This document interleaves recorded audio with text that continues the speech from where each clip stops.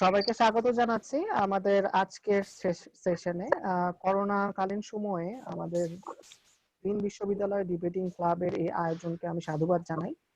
আমি কথা বলছি হাসানাউল জুবায়ের রনি, ক্লাবের মডারেটর, এবং আমরা আজকে প্রথম একটা সেশন রান করতে যাচ্ছি আমাদের স্টুডেন্ট যারা আছি তাদের সবার জানার জন্য, যারা বিতার্কিক আছে, বিতর্ক নিয়ে চিন্তা করেন, তাদের কথা বলার জন্য। আমরা এখন কি চিন্তা করছি? কোভিড-19 বিশ্বায়নের বৈরিতা নাকি অর্থনৈতিক যুদ্ধ? আজকে আমাদের আলোচনার বিষয়টি হবে এটি, এবং আমাদের যে মটো রয়েছে, যুক্তির আলোকে উন্মোচিত হোক গুজবের ঘন ঘটা। আমাদের যে এখন যে গুজব চলছে, আমরা দেখা গেল যে আমরা সোশ্যাল মিডিয়া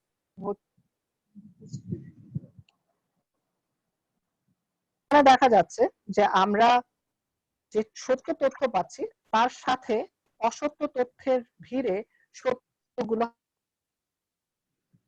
হারিয়ে যাওয়ার পিছনে যে কারণ রয়েছে, সেখানে মূল কারণ যেটি সেটি হচ্ছে যে যুক্তি। আমরা যারা বিতার্কিক তারা যুক্তিতে বিশ্বাস করি, এবং আমরা যুক্তির আলোকে গুজবের ঘন ঘটাকে উন্মোচিত করি।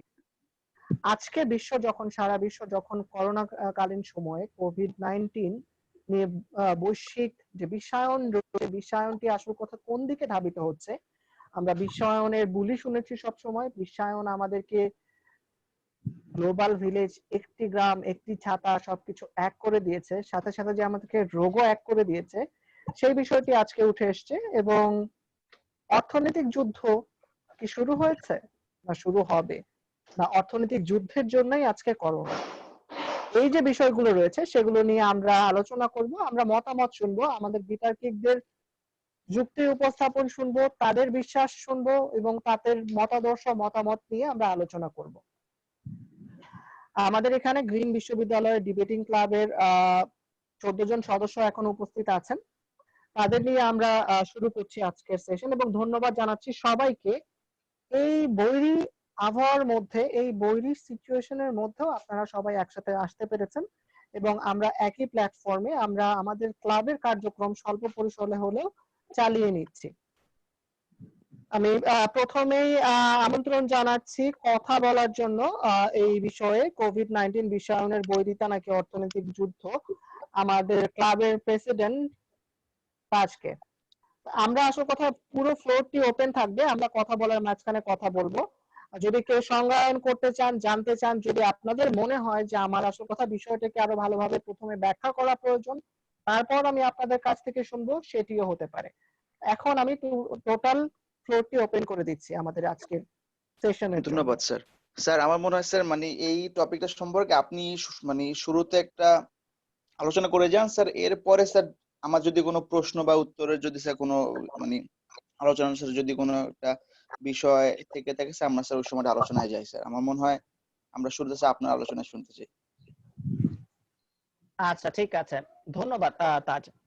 আমাদের বিষয়টাকে যদি আজকে আমরা বিশ্লেষণ করি বা বিষয়টাকে যদি আমি ভাগ করতে যাই, তাহলে আমার প্রথমে দেখা যাবে যে আমি প্রথমে একটি রেখেছি, যে বিষয় রেখেছি কোভিড-19। তো কোভিড-19 সম্পর্কে আমরা এখন সবাই জানি যে বিশ্বব্যাপী যে করোনা আক্রান্ত হচ্ছে, কোভিড-19 নাম দেয়া হচ্ছে যে ভাইরাসটির, এবং যেটি সার্স এর আরেকটি উন্নত সংস্করণ। এবং এই ভাইরাসের প্রতিষেধক যখন সারা বিশ্ব বের করতে পারছে না, সারা বিশ্ব যখন লকডাউন সিচুয়েশনে আছে, এবং মৃত্যুর মিছিল দিন দিন বেড়েই যাচ্ছে, এবং আমরা জানি না এর শেষ কোথায়, সেই সময়ে বসে আমরা আলোচনা করছি। এখন এই কোভিড-19 হচ্ছে আমার মূল বিষয়, সেটি আমার বিশ্বায়নের বৈরিতা নাকি অর্থনৈতিক যুদ্ধ। এখন আমার আসতে হবে যে বিশ্বায়ন বলতে আমি কি বুঝি। বিশ্বায়ন হচ্ছে সেই ধারণা যেখানে পুরো বিশ্বকে এক করে দেখার চিন্তা করা হয়েছে, পুরো বিশ্বকে একটি ছাতার নিচে আনার চেষ্টা করা হয়েছে, পুরো বিশ্বকে আমার ধরে নেওয়া হয়েছে যে গ্লোবাল ভিলেজ। এবং এই বিশ্বায়নের ধারণায় আমি যুক্ত হয়েছে যে সারা বিশ্বের যে যা কিছুই হবে, আমাদের যোগাযোগ ব্যবস্থার উন্নয়ন থেকে শুরু করে আমার ইন্টারনেট, তথ্য প্রযুক্তি, এই বিষয়গুলোর মাধ্যমে আমাদের ব্যবসা সবকিছু হয়ে গেছে, যে পুরো বিশ্ব এখন হাতের মুঠোয়। এখন পুরো বিশ্ব যখন হাতের মুঠোয় চলে এসছে, সেই পুরো বিশ্বের এই ভয়াল রূপটি কখনো দেখা হয়নি, যে পুরো বিশ্ব যখন হাতের মুঠোয় আসে, যখন আমি চায়না থেকে যে কোনো প্রোডাক্ট আমি ইউরোপে যেতে পারে, ইউরোপের কোনো প্রোডাক্ট আমি অর্ডার করার সাথে সাথে 10-12 দিন অথবা তারও কম সময়ের মধ্যে আমার হাতে এসে পৌঁছায়। আমি যখন বিশ্বের কোনো একটা জায়গায় যে কোনো প্রোগ্রাম চালু হয় মিডিয়াতে, সেই প্রোগ্রাম পড়ার সাথে সাথে আমরা ঘরে বসে দেখতে পাই। এই যে সুবিধাগুলো আছে, এই সুবিধার সাথে সাথে আমাদের কি এই প্রকৃতির কিছু বৈরিতার সৃষ্টি হলো? এই বৈরিতাটা কি আমাদেরকে কোন দিকে ধাবিত করছে? এটি কি আমাদের সভ্যতার জন্য একটি হুমকি? আমাদের সভ্যতাকে কোনো একটা শিক্ষা দিচ্ছে, নাকি এটা নিছক একটি অর্থনৈতিক যুদ্ধ? এখন অর্থনৈতিক যুদ্ধ বলতে আমি কি বুঝি? আমরা সবসময় জানি আমরা প্রথম বিশ্বযুদ্ধ দেখেছি, দ্বিতীয় বিশ্বযুদ্ধ দেখেছি। সবসময় এটা বলা হতো যে তৃতীয় বিশ্বযুদ্ধ হবে অর্থনৈতিক যুদ্ধ। কারণ সারা বিশ্ব এখন জানে তাদের কাছে যে পরিমাণ শক্তি আছে, সেটি নিয়ে যদি তারা সরাসরি যুদ্ধে লিপ্ত হয় তাহলে পৃথিবীর অস্তিত্ব আজ বিলীন হয়ে যাবে। কিন্তু পৃথিবীর এখন মূল চালিকা শক্তি হচ্ছে তার অর্থনীতি। আমি অর্থনৈতিক বিপ্লবের যে রূপরেখা সেটি দেখেছি। অর্থনৈতিক বিপ্লবে চায়নাকে এগিয়ে যেতে দেখেছি, তাইওয়ানকে এগিয়ে যেতে দেখেছি, সাথে সাথে এগিয়ে যেতে দেখছি বাংলাদেশের মতো দেশ, ভিয়েতনাম, শ্রীলঙ্কা, ভারত এগিয়ে যাচ্ছে। সেই সাথে আমেরিকা এগিয়ে যাচ্ছে, তাদের অর্থনৈতিক ডিপেন্ডেন্সি তৈরি হচ্ছে। কোন দেশ একা আজ অর্থনৈতিক ভাবে রাজত্ব করবে এরকম সুযোগ, সেই সুযোগ সৃষ্টি হচ্ছে না। আমরা সাথে সাথে দেখছি যে অর্থনৈতিক ভাবে বাধাগ্রস্ত করার জন্য দেশের যে মানসিক পরিকল্পনা সেটি দেখি আমি আমেরিকার মধ্যে দেখি, আমি ব্রেক্সিটের মধ্যে সেখানে দেখতে পাই, ইউরোপিয়ান কান্ট্রি গুলো এবং ইংল্যান্ডের যে চুক্তি সেখানে আমি দেখতে পারি। ইউরো, পাউন্ড, ডলার, এই কারেন্সি এক্সচেঞ্জ যখন হয় সেটাতে আমি দেখতে পারি। আমি যখন দেখি যে মধ্যপ্রাচ্যে আক্রমণ চালানো হয় এবং সেখানে সন্ত্রাসের নামে পরবর্তীতে যখন দেখা যায় যে তেল এবং তেল উত্তোলনের মূল উদ্দেশ্য হচ্ছে তার অর্থনীতিকে স্বাবলম্বী করা, তখন আমি দেখি অর্থনৈতিক যুদ্ধ। তো আমাদের এখানে যখন আছে, যখন একটি দেশ আরেকটা দেশকে অর্থনৈতিক ভাবে কাবু করার চেষ্টা করে, তার অর্থনৈতিক যে উপসর্গগুলো রয়েছে, যে অর্থনৈতিক ভাবে যে স্বাবলম্বী হচ্ছে সে তার ব্যবসা হতে পারে, তার জনশক্তি হতে পারে, তার কাঁচামাল হতে পারে, এইগুলোর উপরে যখন মানুষ একটা দেশ আরেকটি দেশের উপর কোনো না কোনো ভাবে বল প্রয়োগ করে কোনো কিছু নিয়ে যেতে চায় বা তাকে তার সফলতা জাহির করতে যায় বা তার খবরদারিকে সুষ্ঠু করতে চায়, তখন আমি দেখি অর্থনৈতিক যুদ্ধ। আমি সোজা ভাবে একেবারে টার্মটাকে যদি ব্যাখ্যা করতে যাই, তখন আসে হচ্ছে কোভিড-19 একটা সিচুয়েশন। এই যে বর্তমান পরিস্থিতিটা তৈরি হয়েছে, এই পরিস্থিতিটা আসল কথা কিসের জন্য তৈরি হয়েছে? এটা হচ্ছে ডিবেটেবল টপিক না, আমি বিতর্ক করছি না, আমি জানতে চাচ্ছি। এটা হচ্ছে জানার খোরাক। আজকের সেশনটি মূলত জানার খোরাক, যে আমি জানতে চাবো যে বিশ্বায়নের বৈরিতা আমার কাছে কি মনে হচ্ছে এবং অর্থনৈতিক যুদ্ধ, আমি আসল কথা কোনটাকে বিশ্বাস করি। আমি জানি যে বিতার্কিকদের যেটা হতে হয় সেটা হতে হয় যে আপনার তথ্য সমৃদ্ধ হতে হয়, আপনার জানতে হয়, আপনার চিন্তাকে তীক্ষ্ণ করতে হয়। কারণ আপনার আজকের কাজটি হবে হচ্ছে গুজবের ঘনঘটাকে উন্মোচন করা। এখন পর্যন্ত সবাই কি বুঝতে পেরেছে যে আমাদের আজকের কোভিড-19 বিশ্বায়নের বৈরিতা নাকি অর্থনৈতিক যুদ্ধ বিষয়টি কি? যারা পরে এসেছেন তাদের জন্য বলে রাখছি, আমরা আজকের সেশনটি রান করছি যে কোভিড-19 বিশ্বায়নের বৈরিতা নাকি অর্থনৈতিক যুদ্ধ, এই বিষয়ের উপর একটি পাঠচক্র বলতে পারেন, আলোচনা বলতে পারেন। কারণ পাঠচক্র আমি এই জন্য বলবো না, কারণ আপনারা এই বিষয়টি আগে পাননি এবং সেটার উপর যে আপনারা পড়ে আসবেন, পড়ে এসেছেন এরকম না। কিন্তু আমি জানি বিতর্কিতরা সবসময় প্রস্তুত, তারা জানে তারা কি করছে। এখন আপনাদের কোনো মতামত এবং থাকলে আমরা সেটা নিয়ে কথা বলবো এখন।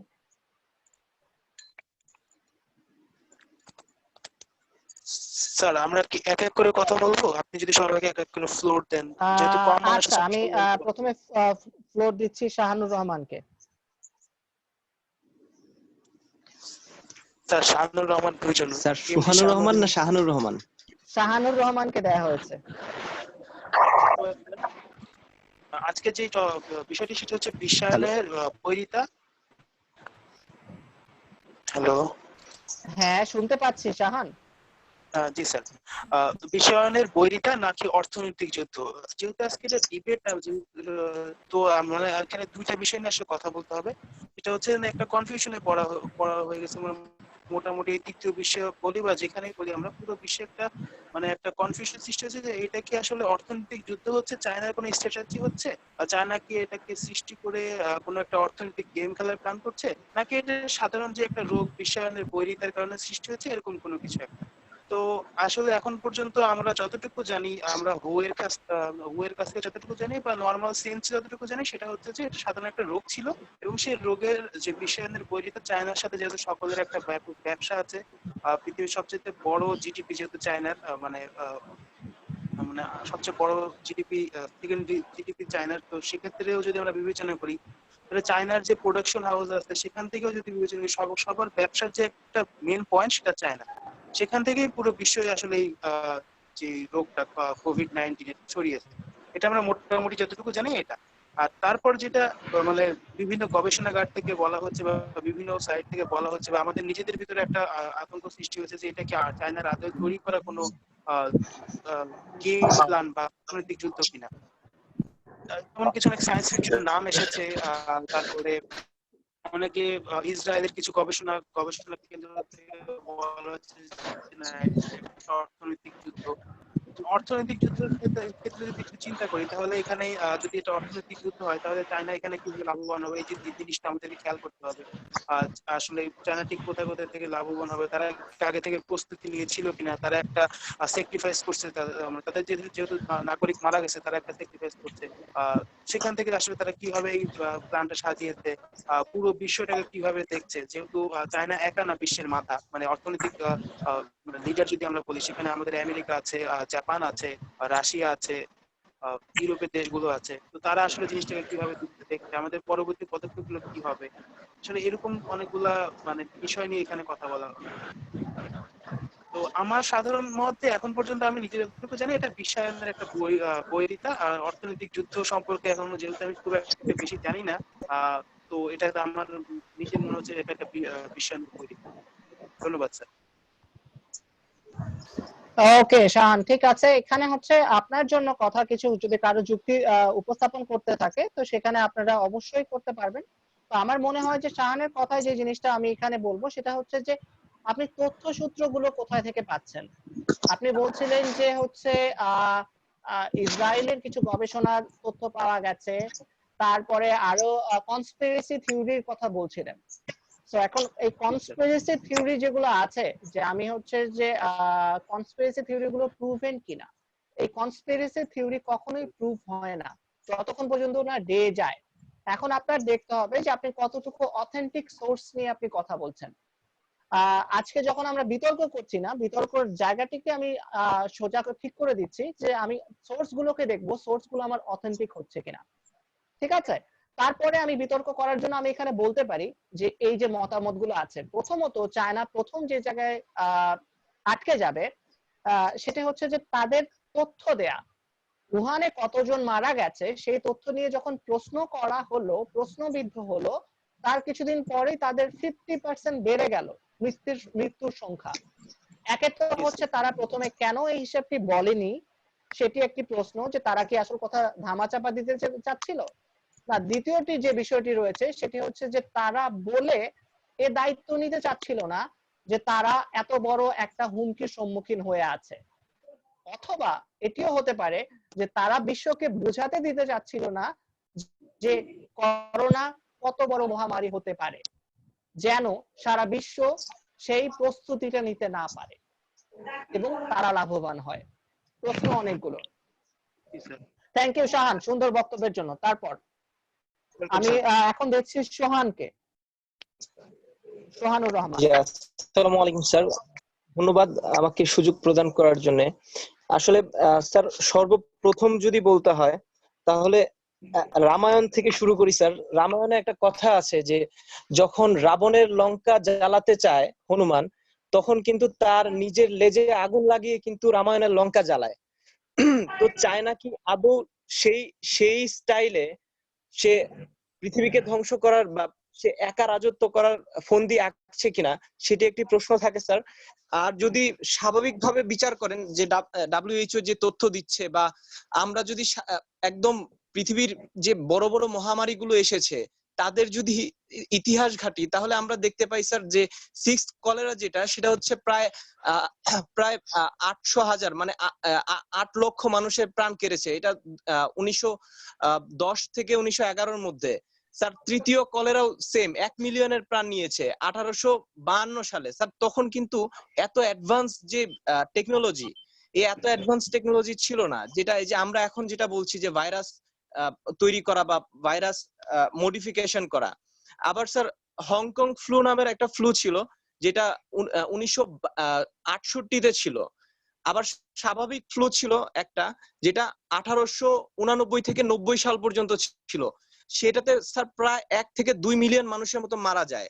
স্যার এরকম করে যদি আমরা হিসেব করি তাহলে ক্ষণে ক্ষণে বিভিন্ন ধরনের অসুখ এসেছে স্যার, স্যার তারপর হচ্ছে স্প্যানিশ ফ্লু, এইচআইভি এইডস,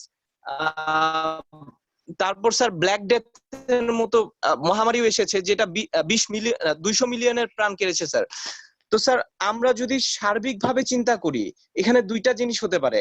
এক, যে এইটা আমাদের যে বৈশ্বিক উষ্ণায়নের কারণে যেভাবে বরফ গলে যাচ্ছে, বরফে যে প্রিজার্ভ ডেথ বডি গুলা ছিল বা প্রিজার্ভ যে ভাইরাস গুলো ছিল ওরা আবার জীবিত হচ্ছে বা ওরা আবার নতুন করে এই পৃথিবীর সাথে মানিয়ে নেওয়ার একটা প্রবণতা তৈরি করছে। তাতে দেখা গেল যে এই প্রবণতার কারণে আমরা এই ভাইরাসকে প্রতিহত করার যে শক্তিটুকু, সেই শক্তিটুকু অর্জন করার কোনো সক্ষমতা তৈরি করতে পারছি না। পরবর্তী ধাপ যেটা আসে স্যার, যে যদি এরকম হয়ে থাকে তাহলে কেন আজকে চায়না তথ্য গোপন করছে বা আমেরিকাই বা কেন চায়নাকে দুষছে? আমরা যদি দেখি যে যদি চায়না এটা বানিয়ে থাকে বা যদি চায়নার দ্বারা এটা সম্ভব হয় তাহলে আমরা হয়তোবা খুব বেশি দিন না যে আমরা দেখতে পাবো হয়তোবা যে মানুষ আবার অমরত্ব লাভ করছে বা মানুষের এখন আমরা যে স্বাভাবিক হার্ট যেটাকে বলি হৃৎপিণ্ড বাঁচিয়ে রাখার যে সক্ষমতা স্যার, এইটা হচ্ছে মেকানিক্যাল ভাবে বাঁচিয়ে রাখে, হয়তোবা 48 ঘন্টা বা 7 দিন 8 দিনের মতো বাঁচিয়ে রাখতে পারে। কিন্তু পরবর্তীতে হয়তোবা এই ভাইরাস দিয়ে গবেষণা করে মানুষের প্রাণ শক্তি আরো বাড়াতে পারবে। আমরা কিছুদিন আগে রেফারেন্সে দেখেছি আমেরিকার কিছু সায়েন্টিস্ট তারা মরু অঞ্চলে যখন যায় গিয়ে প্রায় 1000 বছর পুরনো ভাইরাস দেখতে পেয়েছে যাদের প্রাণ শক্তি এবং পৃথিবীর এত গভীরে ছিল যা আসলে ওই স্থানটুকুতে ভাইরাস বাঁচার কোনো সম্ভাবনা থাকে না, কিন্তু তারা বেঁচে ছিল। তো এইরকমও বিষয় থাকে, এরকমও অনেক বিষয় থাকে স্যার। যদি সার্বিক বিবেচনা করা হয় তাহলে আমরা দেখতে পাই স্যার যে এটা দুইটা বিষয় হতে পারে। এক, যে এই ভাইরাসটা এই বৈশ্বিক উষ্ণায়নের কারণে সার্স এর উন্নত মান, সার্স থেকে যে মার্স ছিল, মার্স থেকে যে এখন যে ভার্সনটা দেখতে পাচ্ছি মানে কোভিড-19, এই কোভিড-19 এর অ্যাডভান্স রূপ যেটা আপনার মডিফিকেশন হয়েছে নিজে হতে পারে। এটাকে ল্যাবে যদি তৈরি করা সম্ভব হয় তাহলে আমরা মানতে বাধ্য যে চীন বিশ্বের সবচেয়ে বড় মোড়ল হতে যাচ্ছে। এইটা স্যার তাদের যে বিষয়টা থাকে। এখন আমেরিকা কেন বলছে যে চীন এটা তৈরি করেছে বা বিভিন্ন বিশ্ব কেন বলছে যে চীন এটা তৈরি করেছে? এক, চীন এটা হয়তোবা তৈরি করতে পারে, অথবা দ্বিতীয়ত এখানে একটা রাজনীতি, আমার কাছে যেটা মনে হয় স্যার যে এখানে একটা রাজনীতি সুপ্ত আছে স্যার, যেটা আমরা কিছুদিন আগেও দেখতে পেয়েছি যে চাইনিজ ফোন ইউজ করার জন্য আমেরিকার সর্বোচ্চ যে সুরক্ষা সংস্থা যারা হচ্ছে ডিফেন্স মিনিস্ট্রি সরাসরি প্রেস ব্রিফিং করেছে যে চাইনিজ ফোন আসলে প্রাইভেসির জন্য খুবই ক্ষতিকর। পরবর্তী সময়ে আমরা দেখতে পেয়েছি যে চায়নার একটা ব্র্যান্ড যেটা হচ্ছে হুয়াওয়ের সাথে আমেরিকা সরাসরি হস্তক্ষেপ করেছে তাদেরকে বসিয়ে দেওয়ার জন্য। এবং বৈশ্বিকভাবে যে আমরা প্রযুক্তি বাজারটা দেখতে পাচ্ছি বা বৈশ্বিক যে বাজারটা দেখতে পাচ্ছি সেটার সর্বাধিক দখলে স্যার চীনের। এবং আমেরিকা কেন এই জিনিসটা সহ্য করবে? এই জন্য স্যার ক্যারেক্টার অ্যাসাসিনেশনও হতে পারে, যে এই ভাইরাসটা হয়তোবা প্রাকৃতিক, কিন্তু এটাকে যদি মিডিয়ার মাধ্যমে বা কোনো ভাবে চাপিয়ে দেওয়া যায় যে চীন এটা করেছে, তাহলে চীন কোণঠাসা হতে পারে, যে চীন কোনোভাবে কোনো দেশের সাথে সম্পৃক্ত হতে পারবে না, একদম কোণঠাসা হয়ে যাবে। এবং পরবর্তীতে বিভিন্ন বিশ্ব কেন আমেরিকাকে বা ওই দেশগুলোকে সাপোর্ট করবে? কারণ এই চীনের যে বাজারটা, এই চীনের বাজারটা সারা বিশ্বে ছড়িয়ে যাবে। রিসেন্টলি আমরা দেখতে পেয়েছি আইফোনের প্রোডাকশন হচ্ছে ইন্ডিয়াতে, কিন্তু কথা হচ্ছে যে ইন্ডিয়া এই সুবিধাটা নিতে চাইবে। ইন্ডিয়া সোহান, সহ আপনার বাংলাদেশ। সময় আছে 15 সেকেন্ড, বাকিদের সুযোগ দিতে হবে। জি স্যার শেষ করছি। সো স্যার, এই যে মানে বৈশ্বিক যে রাজনীতি, এই কারণেও হতে পারে যে চীনকে দাবিয়ে দেওয়ার চেষ্টা করা হচ্ছে, অথবা চীন আসলেই চাচ্ছে যে তারা উপরে উঠে আসার জন্য সারা বিশ্বকে একটা বিপদে ফেলতে। স্যার, আমার ধারণা ছিল এটাই। ধন্যবাদ স্যার আমাকে সুযোগ প্রদান করার জন্য। ধন্যবাদ সোহান আপনার সুন্দর বক্তব্যের জন্য। এই বক্তব্য নিয়ে কারো কোনো প্রশ্ন আছে? কারো কোনো জায়গায় জানার আছে কোনো কিছু? স্যার যদি, আমার কাছে মনে হয়, হুম, স্যার আমি একটু বলবো। স্যার, স্যার আমার কাছে মনে হয় যে স্যার মানে এখন স্যার যে অর্থনৈতিক যেটা ঝুঁকি বা এই সম্পূর্ণ বিশ্বের অর্থনৈতিক যেই একটা নতুন মোড়লের যে একটা উত্থান ঘটার যে সম্ভাবনা সবাই দেখছে, সেখানে স্যার আমার কাছে মনে হয় যে সবাই যে যেমনটা হচ্ছে চীনকে উল্লেখ করছে স্যার। এখন স্যার চীন তো স্যার একাই স্যার সেই মোড়লের জায়গাটা স্যার দখল করতে পারবে না স্যার, যদি না স্যার তাকে অন্য কেউ সাহায্য করে। ধরেন স্যার সে যদি এই মোড়লের স্থানটা যদি দখল করতে চায়, তাহলে স্যার অবশ্যই তাকে রাশিয়ার সাহায্য করা দরকার। আর স্যার অন্যদিকে স্যার আমার কাছে স্যার যেটা মানে একদম মানে সাধারণভাবে যদি আমি একটা চিন্তা করি স্যার, সেক্ষেত্রে স্যার মানে এই বিশ্বের যে অর্থনীতি স্যার আমার কাছে মনে হয় যে সেটির সুফল এবং কুফল, আমার মনে হয় প্রত্যেকটা দেশেই সেটার সুফল এবং কুফল যেটা স্যার সেটা হচ্ছে করবে। কারণ স্যার এখানে স্যার এই যে তপু একটু আগে উল্লেখ করলো যে নোকিয়ার যেই এটা কোম্পানিটা, সেটা নাকি এখন হুয়াওয়ে কোম্পানির কথা বলেছিল। আচ্ছা হুয়াওয়ে স্যার, জি স্যার। যেমন হুয়াওয়ে এখন হচ্ছে ইন্ডিয়াতে ওদের প্রোডাকশন করতে চাচ্ছে। অর্থাৎ স্যার মানে এই জায়গাটা এখন তারা স্যার যেখানে মানে সুযোগটা পাবে, আমার কাছে মনে হয় যে এখন এই যে যুদ্ধটা, এই যুদ্ধে স্যার যে মানে সুযোগটা বুঝে একটা ভালো বুদ্ধি বের করে তার যেই মানে ওইভাবে যদি সে আগাতে পারে স্যার, তাহলে সে একটু আর কি এগিয়ে গেল। এখানে স্যার মানে কোন একটা নির্দিষ্ট দেশকে উল্লেখ করে আমরা বলতে পারি না যে সেই সবচেয়ে আর কি লাভবান হবে বা সেই হচ্ছে এইভাবে মোড়ল হবে। এভাবে আমরা স্যার আসলে আমার কাছে মনে হচ্ছে আমরা বলতে পারি না। আর স্যার আমি কি স্যার আমার একটু কয়েকটা বিষয় নিয়ে আলোচনা করার ছিল বলে কি স্যার উল্লেখ করবো? অবশ্যই। তাহলে আপনি এখন থেকে সময় পাচ্ছেন, কেউ একজন সময় করে রাখতে হবে, ঠিক আছে? যে সময় মেনটেন করতে হবে যে আমরা কতক্ষণ করে সময় দিব সবাইকে। আমরা চেষ্টা করব যে 2 থেকে 3 মিনিট সময় দেওয়ার জন্য সবাইকে, ঠিক আছে? যারা আছি আমরা আজকে, ঠিক আছে?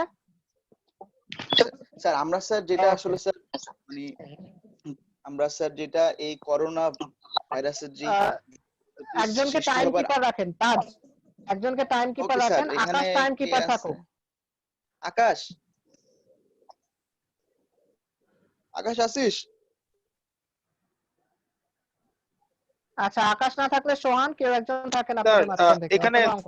কারেন্ট নাই আমার এখানে, আমি অন্ধকারে দাঁড়িয়ে আছি। আচ্ছা, স্যার আমি তাহলে করতেছি কে স্যার, আলোতে আমি দাঁড়িয়ে করতেছি আছেন? স্যার, স্যার আমি হ্যাঁ, করতেছি ঠিক স্যার, আছে। স্যার। বাসার বাইরে আচ্ছা, কাজ দাঁড়িয়ে করছেন। ওকে। স্যার আমরা স্যার যেটা হচ্ছে এখন দেখতে পাচ্ছি যে এই করোনা ভাইরাসের যে যুদ্ধটা, এই যুদ্ধটা শুরু হবার আগে স্যার একটা চীন এবং যুক্তরাষ্ট্রের একটা বাণিজ্যিক যুদ্ধ স্যার হচ্ছে পৃথিবীতে ছিল।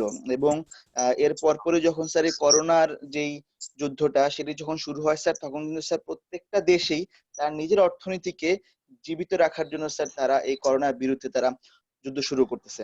এবং স্যার আমরা যদি স্যার একটু আমাদের দেশের দিকে যদি স্যার আমরা লক্ষ্য করি যে প্রত্যেকটা দেশেই এই করোনার ভয়াল থাবায় স্যার তারা নিজ নিজ দেশের অর্থনৈতিক মন্দার কথা চিন্তা করতেছে। এবং স্যার তারা সবাই জ্ঞাত যে এই করোনা ভাইরাসের এই যে মানে যে একটা ইফেক্ট, সেই ইফেক্টটা যদি আরো অনেক দিন পর্যন্ত যদি স্টে করে, তাহলে প্রত্যেকটা দেশের অর্থনীতি স্যার ভেঙে যাবে। এবং অনেকগুলো দেশেই এখন এই অর্থনীতিকে সচল রাখার জন্য একটা মোটা অঙ্কের টাকা প্রণোদনা হিসেবে তারা দিয়ে যাচ্ছে। এবং আমরা যদি এখন আমাদের দেশের দিকে যদি আমরা লক্ষ্য করি, আমরা তাহলে দেখতে পাবো যে সরকার ৭৭,৭৫০ কোটি টাকার অর্থনৈতিক একটা যেই প্যাকেজ সেটা ঘোষণা করেছে, এবং তারা এই টাকার অভাব আরো তারা সংখ্যা হচ্ছে বৃদ্ধি করতে পারে যদি না এই করোনার বিস্তৃতি যদি না থামে। এবং এই টাকার তাহলে উৎসটা হবে কি স্যার? এই টাকা হচ্ছে তারা 3টি উপায় বা 4টি উপায় তারা হচ্ছে উদ্ধার করতে পারবে, এবং তারা একটা সময় পর যখন তাদের হাতে যখন টাকা পয়সা থাকবে না, তখন কিন্তু স্যার তারা এই টাকার যোগান হিসেবে তারা হয়তো কিছু নগদ টাকার ছাপানোর কাজ করতে পারে। এবং তারা যখনই স্যার একটা একটা বেশি অঙ্কের টাকা ছাপানোর চেষ্টা করবে, তখন কিন্তু একটা দেশের মুদ্রাস্ফীতি বা ইনফ্লেশন সৃষ্টি হয়, এবং একটা দেশের তাহলে তাদের অর্থনৈতিক ঝুঁকির কারণে তারা ইনফ্লেশনের মধ্যে চলে যাচ্ছে। এবং আমাদের এই 77,000 যেই 750 কোটি টাকা, এই টাকাটা হচ্ছে তারা যেই কয়টি উপায় তারা উদ্ধার করতে পারে বা যোগান সৃষ্টি করতে পারে, তার মধ্যে একটা আছে তারা সরকারি যেই কেন্দ্রীয় ব্যাংক, সেখান থেকে হচ্ছে তারা এখানে 3টি উপায় আছে, যে একটা হচ্ছে উপায়, উপকরণ এবং আগাম। এই 3টি উপায়ের মাধ্যমে হচ্ছে ওরা এটার যোগান সৃষ্টি করতে পারে। এবং এই যোগান যদি তারা কেন্দ্রীয় ব্যাংক থেকে নেয়, তাহলে সেখানে সর্বোচ্চ 4,000 কোটি টাকা পর্যন্ত তারা এটা ধার নিতে পারে। এবং এর পরে তাদের আর কোনো আসলে উপায় থাকে না, সেই ক্ষেত্রে অবশ্যই তাদেরকে হচ্ছে কেন্দ্রীয় ব্যাংকের আন্ডারে তাদের নোট ছাপিয়ে এই টাকার সরবরাহ করতে হবে। এবং তারা আচ্ছা, অনুযায়ী তাজ, আপনি হচ্ছে অর্থনৈতিক যুদ্ধ নিয়ে বলছেন যে অর্থনৈতিক যুদ্ধ কিভাবে হচ্ছে, এবং অর্থনৈতিক যুদ্ধ পরবর্তী স্যার সিচুয়েশনে যুদ্ধের অস্ত্র অর্থনৈতিক যুদ্ধ হিসেবে স্যার আমি ইনফ্লেশনকে আগে স্যার বলছেন। যেটা বলতেছি যে এই করোনার প্রভাব যদি আরো অনেক দীর্ঘদিন থাকে, তাহলে আমাদের দেশ আসলে এটাকে কিভাবে এটাকে সামাল মানে দেবে, আর অথবা এটা যদি আরো অনেকদিন স্টে করে, তাহলে আমাদের দেশটি আসলে কি হবে, এটার অর্থনৈতিক যেই একটা যুদ্ধ, সেটা যদি মুদ্রাস্ফীতি বা মূল্যস্ফীতি যদি যায়, তাহলে তারা এটা কি হবে আসলে স্যার কি করবে, ওভারকাম করবে। এই আর কি, এই একটা বিষয় ছিল। আচ্ছা, আপনি বলছেন যে পরবর্তী, এটা আপনি কি এটা স্বীকার করে নিচ্ছেন যে এটা অর্থনৈতিক যুদ্ধ ছিল, না বিশ্বায়নের বৈরিতা, যেমন আমাদের মূল বিষয়টা যেটা ছিল সেটিকে আপনি কিভাবে টাচ করছেন? স্যার শুরুর দিকটা স্যার আমি স্যার এখানে তো থাকতে পারি না স্যার, সেই ক্ষেত্রে আমি স্যার যেটা আসলে বুঝতে পারি যে এটা প্রত্যেকটা দেশেই আসলে এই করোনার প্রভাবে তারা একটা অর্থনৈতিক ঝুঁকিতে যাচ্ছে, এবং এটা অর্থনৈতিক একটা স্যার যদি আপনার সে এটা থেকে থাকে যে এটা অর্থনৈতিক যুদ্ধ কিনা, স্যার এটা অবশ্যই অর্থনৈতিক যুদ্ধ স্যার। এটা অর্থনৈতিক যুদ্ধ, এবং এই অর্থনৈতিক যুদ্ধে আমরা পরবর্তীতে এরকম সিচুয়েশনে পড়তে পারি যে আমাদের হচ্ছে মুদ্রাস্ফীতি হবে, এবং দেখা যাবে যে ছোট যে রাষ্ট্রগুলো আছে তারা এটাতে বেশি ভুক্তভোগী হবে। ঠিক আছে, হ্যাঁ স্যার। এরকম কোনো কোশ্চেন, এটা আপনার মতামতে আসছে। আমি এর আগে স্যার এখানে সোহান, স্যার আরেকটু বিষয় স্যার, স্যার এখানে স্যার যদি এরকমটা স্যার হয় যে অর্থনৈতিক যুদ্ধ স্যার বলতে যে এই ভাইরাসটার উৎপত্তি যেহেতু চীন থেকে সৃষ্টি হয়েছে, এই জন্য এইটার আবিষ্কারক যে চীন, স্যার এটা স্যার আমি কখনোই স্যার সমর্থন করি না, কারণ স্যার এটা এখনো প্রুভড না স্যার। এটা স্যার হচ্ছে ম্যানমেড, যদি কেউ আসলে এটা উপস্থাপন করে থাকে, তাহলে স্যার এটা আমি এটার বিরোধিতা করি, কারণ এটা স্যার না পর্যন্ত এটা প্রুভড হবে, ততক্ষণ পর্যন্ত এটাকে আমরা আসলে বলতে পারি না যে এটা আসলে ম্যান মেড নাকি হচ্ছে প্রকৃতি থেকে উঠে আসা। এটা স্যার এখন বন্ধুরা আসলে ধরে নিতে পারে যেটা হচ্ছে প্রকৃতি থেকে উঠে আসা। প্রকৃতি থেকে উঠে আসা ধরে নিচ্ছি, কিন্তু আপনি বলছেন অর্থনৈতিক যুদ্ধ সবসময় ছিল এবং এটি থাকবে। এটি করোনা কারণে ওকে যে স্যার। হচ্ছে এরকম না, কিন্তু এই সিচুয়েশনটা ছিল করোনার কারণে, এটি আরো ত্বরান্বিত হচ্ছে। অর্থনৈতিক হ্যাঁ যুদ্ধ স্যার, ত্বরান্বিত করোনার হওয়ার কারণে পিছনে আসলে এটার অবস্থাটা আসলে আরো খারাপের দিকে আরো যাচ্ছে। আরো ভালোভাবে বুঝতে পেরেছে সারা বিশ্ব যে অর্থনৈতিক হ্যাঁ হ্যাঁ যুদ্ধটা হ্যাঁ স্যার। ত্বরান্বিত হয়েছে। আচ্ছা, হ্যাঁ স্যার। ধন্যবাদ। আমি এখন সুযোগ দিচ্ছি, থ্যাংক ইউ স্যার। কাজ আপনি টাইম মেনটেন করেছেন, রাইট? এখন আমি হ্যাঁ কাকে স্যার। সুযোগ দিব, কে বলতে চান? কেউ আছেন এরকম স্বেচ্ছায় বলতে চাচ্ছেন?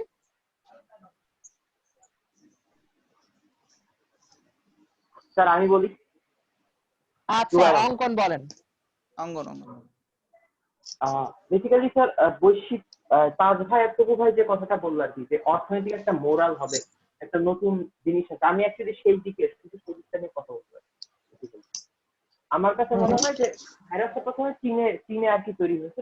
চীনে তৈরি হয়েছে বলতে চীনে পাওয়া গেছে, চীনের যে হুবেই প্রদেশে পাওয়া গেছে, সেখানে হচ্ছে আপনার চীনের যে টোটাল 16 জিডিপি, সেখানে প্রায় 4 ভাগ জিডিপি হচ্ছে, 4 ভাগ হচ্ছে সীমান্ত থেকে আসে।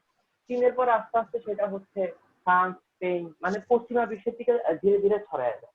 এরপরে পশ্চিমা বিশ্বের দিকে ধীরে ধীরে ছড়ায় যাওয়ার পরে যখন ইতালি, স্পেন, ফ্রান্স, এরা তো ইউরোপীয় ইউনিয়নের সদস্য প্রত্যেকটা দেশ, তারপর জার্মানি, তারপর হচ্ছে আমেরিকা, এরা তো ইউরোপীয় ইউনিয়নের সদস্য। তো এরা হচ্ছে তাদের ইউরোপীয় ইউনিয়নের কাছে সাহায্য চায়, সাহায্য চান করে সেখান থেকে তারা প্রথমে সাহায্য পায় না। সেই ক্ষোভটা ইতালি, স্পেন এরা হচ্ছে ইউরোপীয় ইউনিয়নের উপর একটু দেখায়। দেখানোর পরে তারা এরকম একটা ব্যাপার স্যাপার বলে যে মানে এই করোনা পরবর্তীতে যে অর্থনৈতিক ব্যবস্থা অথবা যে বন্ধুসুলভ রাষ্ট্রগুলো হবে, সেগুলো হবে যারা সাহায্য করছিল তাদের নিয়ে। সেই লিস্টে যদি আমি দেখতে যাই তাহলে হচ্ছে প্রথমে ছিল চীন, তারপর ছিল রাশিয়া। তো আমার কাছে মনে হয় যে বেসিক্যালি মানে করোনা একটা অর্থনৈতিক যুদ্ধ, এটা মানে হচ্ছে, আরো করোনা পরবর্তী সময়েও হবে। হওয়ার পরে হয়তো দেখা যায় যে ইউরোপীয় ইউনিয়ন যে সংস্থাটা ছিল সেটা হয়তো ভেঙে যাবে। মানবতার দিক দিয়ে মানে ওই দিক দিয়ে তাকালে ওটা হয়তো ভেঙে তারপরে হয়তো রাশিয়া, তারপর হচ্ছে চীন, এরা মিলে হচ্ছে একটা মানে নতুন কিছু করবে, তারপর হচ্ছে আমেরিকা হচ্ছে আর কি ডাউন। মানে ওই দিক দিয়ে সবকিছু মিলে আমেরিকার অর্থনৈতিক অবস্থা ভেঙে পড়বে, আর এই দিক দিয়ে হচ্ছে চীনের হচ্ছে ডেভেলপ হবে। এটা কিন্তু আরেকটা আপনি বেসিক্যালি একটা পয়েন্ট জাস্ট, আপনি হচ্ছে আমেরিকার অর্থনীতি ভেঙে পড়বে, সেই সাথে ইউরোপের অর্থনীতি কি হবে? আপনি আমেরিকার অর্থনীতি আর ইউরোপের অর্থনীতি কি দুটো একই সাথে চলে বা সমরেখায় চলে, এরকম কোনো কিছু বলছেন? পরস্পর সহায়ক? ইউরোপীয় ইউনিয়ন মানে বেসিক্যালি ইউরোপীয় ইউনিয়নটা ভেঙে পড়বে, মানে আমি এটা বলতে চাচ্ছি। আপনি বলতে চাচ্ছেন যে ইউরোপীয় ইউনিয়ন ভেঙে পড়বে, কিন্তু আমেরিকার যে অর্থনৈতিক শক্তি আছে সেটা কি ঠিক থাকবে? প্রশ্নটা এখানে ছিল। না, সেটাও ঠিক পশ্চিমা থাকবে না। বিশ্ব বলতে সেটা আমি ঠিক থাকবে ইউরোপ না, কারণ আমেরিকা দুটোকেই স্যার বলি। আমি আমি মানে আমি যেটা ভাবি আর কি, সেটা কেন ঠিক থাকবে না, মানে একদম জেনারেল সেন্স থেকে যেটা মানে আমি যেটা ভাবি, আমেরিকা বেসিক্যালি হচ্ছে মানে তারা হচ্ছে বিলাসী পণ্য, সবসময় তারা বিলাসী পণ্য তৈরি করে থাকে। বেশিরভাগ তাদের যেসব পণ্য বাইরের বাজারে আসছে বেশিরভাগ বিলাসী পণ্য। কিন্তু চীনের যেসব পণ্য আসছে সেগুলো বিলাসী। যেমন আমার অবশ্যই করোনা পরবর্তী অবস্থায় একটা আইফোন কেনার মতো হয়তো ইকোনমিক্যাল অবস্থা থাকবে না, বা দামি কোনো গাড়ি কেনার মতো অবস্থা থাকবে না, দামি কোনো কিছু দামি বিলাসী পণ্যগুলো কেনার মতো অবস্থা থাকবে না। আমার যতটুকু আমার চলার জন্য দরকার ততটুকুই আমি কিনবো, যতটুকু আমার অর্থ কুলাবে। আর আমার কাছে অবশ্যই তেমন অর্থ থাকবে না। তো আলটিমেটলি আমার কাছে মনে হয় যে আমেরিকার আর ইউরোপীয় ইউনিয়নটা টোটাল মানে একটা ধস নামবে, আর হচ্ছে আপনার আমেরিকার হচ্ছে ইকোনমিতে অনেক সমস্যা দেয়। মানে আচ্ছা, এটা আমার কাছে আসলে একটা অর্থনৈতিক যুদ্ধের মতো। এতে সুবিধা কার হবে?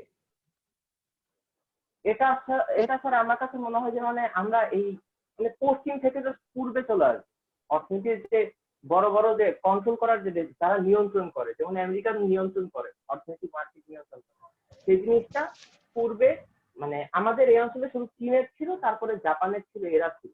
আমার কাছে মনে হয় এই দিকে একটু প্রভাবটা বেশি থাকবে, ওই দিকে একটু কম হবে। আচ্ছা, মানে এদের পাওয়ার অর্থনৈতিক যে একটু বেশি থাকবে। নিয়ন্ত্রণটি আছে সেই নিয়ন্ত্রণটি শিফট হয়ে যাবে। তার অর্থ হচ্ছে যে আমরা অর্থনৈতিক যুদ্ধকে মেনে নিচ্ছি যে আমাদের অর্থনৈতিক যুদ্ধ হচ্ছে, এবং করোনার কারণে আমার যুদ্ধের যে নিয়ন্ত্রণটি সেটি পশ্চিমা বিশ্বের কাছ থেকে চলে আসবে। আমার এই নতুন যে বুমিং অর্থনীতি যে চায়নার কাছে চলে আসতে পারে, বা অন্যান্য যে দেশগুলো আছে সেখানে চলে আসবে, এটি আপনি বলতে চাচ্ছেন আপনার বক্তব্য? আচ্ছা, ঠিক আছে অঙ্কন, এরপরে আমি অন্য কাউকে সুযোগ দিচ্ছি। এরপরে যে বলতে চান সে নামটি বলে বলা শুরু করবেন। বিষয় কোভিড-19, বিশ্বায়নের বৈরিতা নাকি অর্থনৈতিক যুদ্ধ? স্যার আমি একটু স্যার বলবো স্যার। স্যার আজ বলেন। স্যার আমাদের সাথে স্যার এইমাত্র মানে জয়েন করলো স্যার সাইফুল ইসলাম রাজীব ভাই স্যার। তিনি স্যার আমাদের গ্রিন ইউনিভার্সিটি ডিবেটিং ক্লাবের কি সাবেক অবস্থা সাধারণ রাজীব সম্পাদক। ভাই, কেমন আছেন? আসসালামু আলাইকুম স্যার, কেমন আছেন আপনি? এই তো আছি, এই তো আপনাকে পেয়ে আমরা ধন্য সেশনে, কারণ আমরা সেশন এই বৈরিতা থ্যাংক ইউ স্যার, ভালো একটা মাঝখানে উদ্যোগ সেশন চালু করছিলাম। জি না, খুব ভালো একটা উদ্যোগ স্যার, আমারও ভালো লাগছে, পোস্টটা দেখে আর কি জয়েন করলাম। ধন্যবাদ স্যার, আপনারা কন্টিনিউ করেন, আমি শুনতেছি sir. Thank you so you much. Rajiv ভাই। আপনি কি বলতে চান না পরে বলবেন? আপনারও বলতে হবে। জি না স্যার, আমি শুনতেছি স্যার, আমি আসলে শুনি স্যার, আপনারা বলে যান, আমি শুনতেছি, আমি আসছি স্যার। আচ্ছা, ঠিক আছে, thank you for your participation. আচ্ছা, এখন আমি সুযোগ দিচ্ছি যে কেউ আমাদের মধ্যে থেকে নাম বলে আপনি বিষয়টি নিয়ে বলতে পারেন। কোভিড-19 বিশ্বায়নের বৈরিতা নাকি অর্থনৈতিক যুদ্ধ? আর আমাদের মোটো হচ্ছে যুক্তির আলোকে উন্মোচিত হোক গুজবের ঘনঘটা।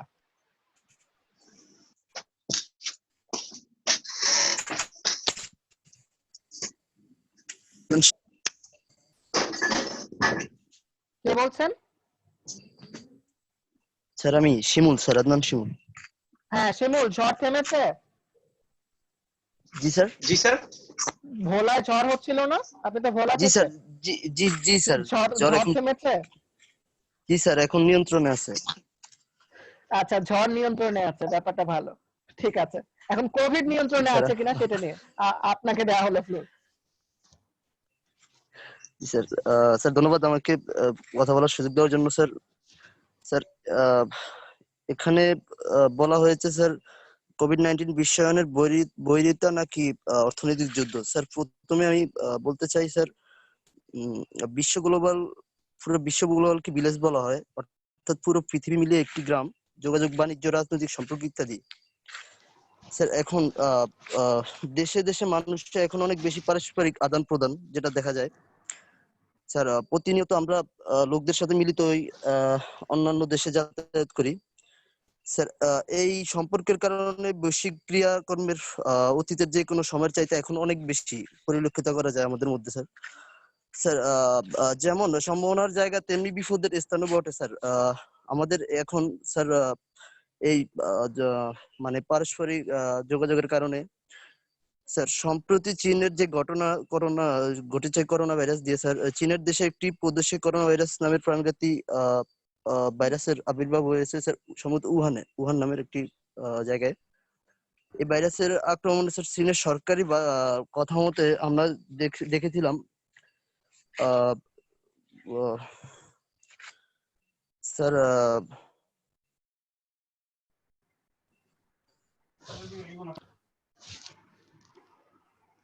হ্যাঁ সরকারি, আপনি কি মৃত্যুর হার জানতে চাচ্ছেন যে উহানে কতজন মারা গেছেন এরকম কিছু?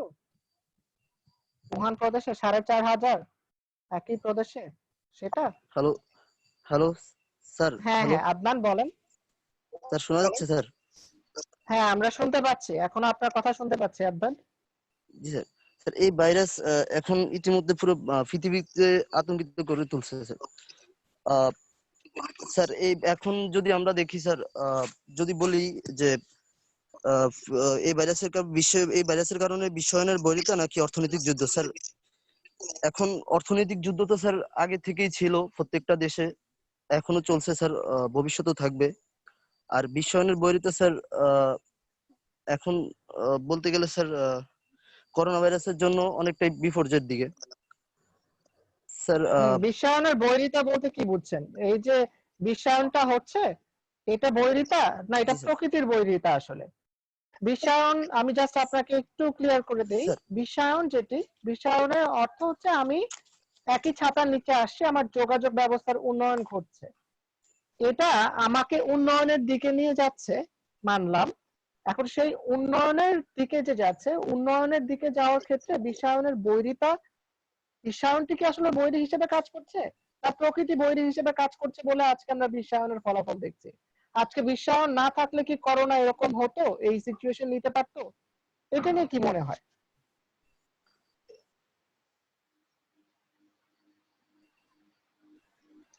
বুঝতে পেরেছেন?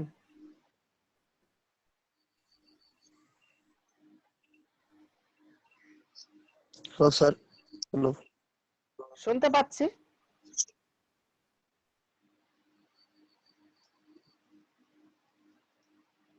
আচ্ছা, অন্য কেউ যদি বলতে চান, আমার মনে হয় যে আদনানের নেটওয়ার্ক প্রবলেম, এরপরে অন্য কেউ যদি থাকেন তাহলে নিজের নাম বলে বক্তব্য দিতে পারেন। ওকে স্যার, আমি একটু বলি স্যার। তাহসিন বলছিলাম। হ্যাঁ তাসিন। আচ্ছা স্যার। স্যার এখানে দেখা যাচ্ছে যে আমাদের ইসলাম কি বলছে, ইসলাম বলছে যে মহামারী আকার কিন্তু ধারণ করে, রাইট স্যার? এখন মহামারী আকার যখন ধারণ করে তখন ইসলামে বলা হয়েছে যে আমরা কোনো দেশ থেকে কোনো দেশে না যাই, সেখানে আমাদেরকে স্টেবল থাকতে বলা হয়েছে, ঠিক আছে স্যার? তো স্যার আমার সেক্ষেত্রে আমার মনে হচ্ছে না যে আসলে আমরা কোভিড-19 যে ভাইরাসটি সেটি আমরা ইচ্ছাকৃতভাবে ছড়িয়েছি স্যার। আর দ্বিতীয়ত হচ্ছে যে স্যার বিশ্বায়নের কোটি কোটি টাকা কিন্তু স্যার মানুষের পিছনে ব্যয় হচ্ছে স্যার। তো স্যার এখন যদি দেখি যে স্যার চায়নাও ব্যয় করছে, বাংলাদেশও ব্যয় করছে, আর স্যার স্যার আমেরিকাও ব্যয়। আসসালামু আলাইকুম। হ্যাঁ শুনতে পাচ্ছি। তাহসিন কথা বলছিলেন। জি স্যার। তাহসিনের কথা মাঝখানে কে বলছিলেন? আপনি তাহসিন ক্যারি অন করেন। আচ্ছা স্যার। তো স্যার আমার কাছে স্যার আমার কাছে মনে হচ্ছে না যে স্যার এটি অ্যাকচুয়ালি চায়না আসলে তারা অ্যাকচুয়ালি ছড়িয়েছে স্যার বিষয়টি। তো স্যার অর্থাৎ যদি স্যার আমরা দেখি যে স্যার আমেরিকার একটি কোম্পানি যদি স্যার বাংলাদেশে এসে স্যার যদি কখনো স্যার তারা বাণিজ্য করতে চায় হঠাৎ করে স্যার, অবশ্যই কিন্তু স্যার একটি পারমিশনের বিষয় আছে, একটি লং প্রসেসের বিষয় আছে স্যার, রাইট? তো স্যার এখন যদি দেখি স্যার আমরা স্যার এখন যদি আমরা স্যার বিশ্বায়নের যে স্যার বিজনেসের যে ক্ষেত্রটা স্যার দেখতে পারি স্যার, স্যার এখন চায়না কিন্তু তাদের জায়গায় থেকে স্যার তাদের স্যার যে করোনা ভাইরাসটি স্যার এটা তারা নিয়ন্ত্রণ করছে স্যার। এখন তারা আসলে আমার কাছে মনে হচ্ছে যে তারা আসলে স্যার তাদের জায়গা থেকে তারা আসলে তাদের নিজেকে স্যার রিকভারি করার ট্রাই করছে স্যার। এটা আমার কাছে মনে হচ্ছে যে স্যার আসলে বিশ্বায়নের স্যার অর্থনৈতিক কোনো যুদ্ধ নয়। এটা অর্থনৈতিক যুদ্ধ নয়, এটা একটি স্বাভাবিক প্রক্রিয়া। জি স্যার, স্বাভাবিক কিন্তু প্রক্রিয়া এটাকে স্যার। আমরা অর্থনৈতিক যুদ্ধ হিসেবে চালানোর চেষ্টা করতে পারি, বাট এটি জি আসলে স্যার। অর্থনৈতিক যুদ্ধ নয়। স্বাভাবিক জি স্যার। প্রক্রিয়া, আমাদের স্বাভাবিকভাবে এটাকে প্রতিহত করার চেষ্টা করতে হবে যদি আমরা কোভিড-19 সিচুয়েশন থেকে জি উত্তরণ জি চাই। জি স্যার। আচ্ছা, ধন্যবাদ তাসিন আপনার সুন্দর মতামতের জন্য এবং সুন্দর বক্তব্যের জন্য। ঠিক আছে, থ্যাংক ইউ স্যার। ওকে, আর কেউ যে এখনো বলেননি কিন্তু বলতে চান? আনমিউট করে কথা বলতে হবে।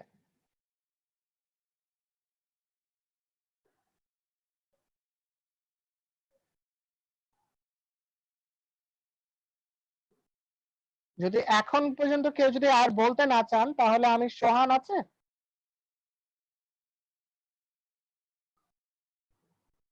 তাজের কাছে তপু যাব। আছে? তাজ, আমি এখন আপনার কাছে দিচ্ছি, আপনি সবার সাথে নিয়ে কথা বলেন, আমরা হয়তো সেশন এর পরে আমরা কনক্লুডিং রিমার্কসে যাব এবং সেশন শেষ করব। স্যার আমি স্যার ঠিক মানে আছে? কি শুরু করবো স্যার একটু আবার যদি বলতেন। হ্যাঁ, এখন কোভিড-19 সিচুয়েশনে আপনি তো বক্তব্য দিয়েছেন, আপনার যদি কারো কোনো যুক্তি খণ্ডনের জায়গা থাকে বা কোনো অংশ আপনার মনে হয় যে আপনি ক্লিয়ার করতে চান সেটি নিয়ে বলতে পারেন, কোনো তথ্য উপস্থাপন করতে চাইলে সেটি বলতে পারেন, এবং তারপরে আমরা আজকের সেশনটি শেষ করব। স্যার আমি যদি স্যার একটু মানে একটু অল্প করে যদি স্যার একটু করি যে স্যার আপনি একটু আগে যেমনটা আহ, করলেন যে গ্লোবালাইজেশনটা কি আসলে, মানে সবাইকে যদি আমরা একটি ছাতা নিচে আসতে পারি স্যার, ওইটি হচ্ছে আমাদের গ্লোবালাইজেশন স্যার। এখন স্যার আমাদের প্রত্যেকটা দেশেরই স্যার আসলে আমরা স্যার একটি মানুষ হিসেবে আমরা যেমন হচ্ছে একা চলতে পারি না, আমাদের হচ্ছে একজন অন্য একটি মানুষের উপর ডিপেন্ড করছে আমাদেরকে চলতে হয় স্যার। সেই হিসাব করে স্যার আমাদেরকে প্রত্যেকটা দেশকে স্যার ঠিক তেমনি অন্য একটি দেশের উপরে ডিপেন্ড করে স্যার আমাদেরকে চলতে হয়। তো স্যার এখন স্যার যখন একটি ভাইরাসের উৎপত্তি হলো চীন শহরে, মানে একটি উহানের একটি স্টেটে, ঠিক তখন স্যার ওইখান থেকে মানে প্রত্যেকটা দেশ তাদের ওই এলাকাতে যদি কোনো সরকারি ভাবে যদি কোনো লোক দায়িত্ব পালন করে থাকে, তাকে হচ্ছে তারা চীন থেকে তাদের নিজের দেশে স্যার নিয়ে আসছে। আমরা স্যার যেমনটা লক্ষ্য করেছিলাম যে জার্মানিতে প্রথম আক্রান্ত ব্যক্তি হয়েছিলেন, তিনি চীনের একজন মানে চীন থেকে আসা একজন লোকের সাথে কফি শপে তারা মানে তাদের সাথে একটা মানে সোশ্যাল ডিস্টেন্স ছিল না, ওই সময়টাতে সে হচ্ছে ওনার দ্বারা আক্রান্ত হয়। এভাবে করে স্যার আমাদের ঠিক তেমনি আমাদের যখন সে বাংলাদেশে আক্রান্ত হলো, আমরা দেখলাম যে ইটালি থেকে যে লোকগুলো আসলো ওদের দ্বারা আমরা আক্রান্ত হই স্যার। এখন স্যার প্রত্যেকটা দেশ যেমন একটি দেশ অন্য একটি দেশের সাহায্য ছাড়া যেমন চলতে পারে না, ঠিক তেমনি আমরাও স্যার যেহেতু একটা মানে মধ্যম আয়ের যেই দেশ সেই হিসেব করে আমরা অন্য একটি দেশের উপর ডিপেন্ড ছাড়া স্যার আমরা চলতে পারি না। আমরা স্যার যখন হচ্ছে এইভাবে করে আমাদের নিজেদের দেশের লোকগুলো অন্য দেশ থেকে যখন আসতে লাগলেন, ঠিক তখন স্যার আমরা ওই করোনাতে ইফেক্টেড হয়ে গেলাম সম্পূর্ণ জাতি এক এক করে।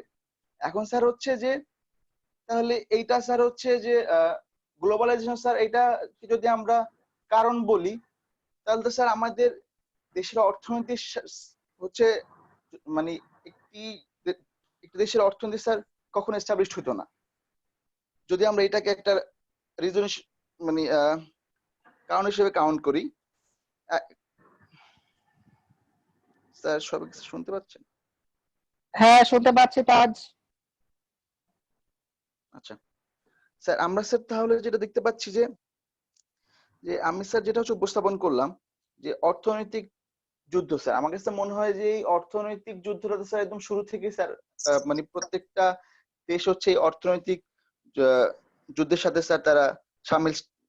এখন স্যার আমরা স্যার যখন দেখলাম যে করোনা মানে লাস্ট 1 মাস আমাদের দেশ অনেকভাবে অর্থনৈতিক ভাবে তারা মানে ক্ষতির সম্মুখীন হয়, তাদের আমদানি রপ্তানি সবকিছু বন্ধ হয়ে যায়, তাদের অর্থনৈতিক কর্মকাণ্ড মানে তাদের যেই মানে তারা অন্যান্য সময় যেভাবে তারা এটি কি করে যাচ্ছিলেন সেইভাবে তারা এখন করতে পারছেন না। এখন স্যার তারা যদি না তাদের অর্থনৈতিক কর্মকাণ্ডে সে পূর্বের ধারায় ফিরে যেতে না পারে স্যার, তাহলে স্যার আমাদের দেশও স্যার অনেকভাবে ক্ষতিগ্রস্ত হবে। এখন স্যার আমার স্যার ওই যে সেই আগের কথাই স্যার, মানে এটা এই করোনা শেষ হওয়ার পরে আমরা এটা থেকে কিভাবে উত্তরণ করি, আমরা কি আসলে মুদ্রাস্ফীতির দিকে স্যার যাই কিনা স্যার, সেইটার জন্যই স্যার আসলে আমাদের এখন মনে হয় যে ওয়েট করতে হবে। আর যদি স্যার আমরা স্যার খুব মানে সঠিক উপায়ে এবং সরকার যদি তাদের যেই যে সুদৃষ্টি অর্থনীতির প্রতি এবং এটা যদি তারা ঠিকভাবে মেনটেন করতে পারে, আমার কাছে মনে হয় যে তারা খুব দ্রুতই এটা থেকে উত্তরণ করতে পারবে এবং তাদের সম্ভবত হচ্ছে মুদ্রাস্ফীতির দিকে তাদের যেতে হবে না। আর স্যার সবচেয়ে বড় কথা স্যার যেটা আমি যদি স্যার টপিকের আউটসাইডে যদি স্যার একটু বলি যে আসলে সরকার স্যার অনেকগুলা নিয়মিত স্যার ঘোষণা দিয়েছেন যে এই করোনা থেকে যদি আমরা মুক্তি লাভ করতে চাই তাহলে আমাদের কি করতে হবে, কিন্তু আলটিমেটলি স্যার যদি আমরা সাধারণভাবে স্যার যদি দেখি স্যার, আমার মনে হয় না স্যার একটি মানে 60% উপর স্যার মানুষ তারা স্যার এই যে নিয়ম নীতি স্যার সেটি তোয়াক্কা না করে স্যার তারা ঘর থেকে বের হচ্ছে স্যার। এটা স্যার একমাত্র কারণ স্যার সেটা হচ্ছে তারাই অর্থনৈতিক যুদ্ধে স্যার আসলে যুদ্ধ করে যাচ্ছে স্যার। আচ্ছা, ওকে, সোহান কিছু বলতে চাও, তারপরে আমি কনক্লুড করে দিব। স্যার আমার কাছে মনে হয় কি যে স্যার এইখানে যে আমাদের সাথে আমরা মানে এই সাব্বির যে আসছিল, মহামারীটা দেখছি সাব্বিরকে স্যার, দেখলাম। মানে আমার কাছে হ্যাঁ সার্বিক যে বিষয়টা মনে হয় যে চায়না যদি কোনো কারণে এটা করতে যায় হ্যাঁ বলেন, আছে, চায়না শুনতে নিজেও পাচ্ছি। কি এবং স্যার এমন এমন একটা অবস্থা হবে যে চায়না যদি আর 1 মাস 1 থেকে 2 মাস যদি লকডাউনে থাকে, মানে তাদের প্রোডাকশন হাউস গুলা যদি কোনো কারণে প্রোডাকশন না করতে পারে, তাহলে প্রত্যেকটা কোম্পানি মানে অ্যাপ্রক্স যদি ধরেন স্যার মানে ম্যাক্সিমাম কোম্পানি হচ্ছে ঋণ খেলাপি হবে। এটা চায়নার জন্য সবচেয়ে বড় একটা ধাক্কা। শুধু তাই না, সারা পৃথিবীতেই একই অবস্থা। তো সেই ক্ষেত্রে হলো চায়না নিজের ক্ষতিটা নিজে করতে চাইবে না। আর দ্বিতীয়ত হচ্ছে যে মানে এই একটা ভাইরাস স্যার আমাদেরকে দেখিয়ে দিল যে মানুষ কতটা ভয়ানক খেলায় মারতে পারে। ভয়ানক খেলা কেন বলছি স্যার, প্রথমত হচ্ছে যে মানুষ গুজবের খেলা খেলছে, যেটাতে আমরা বেলারুশের প্রেসিডেন্টকেও বলতে শুনেছি যে এটা আসলে নরমাল জ্বর সর্দি কাশি। যেমন আমাদের কিছু 7-8 জন যে মন্ত্রী পরিষদের আল্লামারা বলেছিলেন যে এটা নরমাল কিছু, এখন আমরা দেখছি যে প্রায় 3000 ছুঁই ছুঁই রোগী আমাদের দেশে। এই যে তাদের যে মানে মেন্টালিটির অবস্থা এটা কি পর্যায়ে ছিল সেটা প্রকাশ পাচ্ছে আস্তে আস্তে।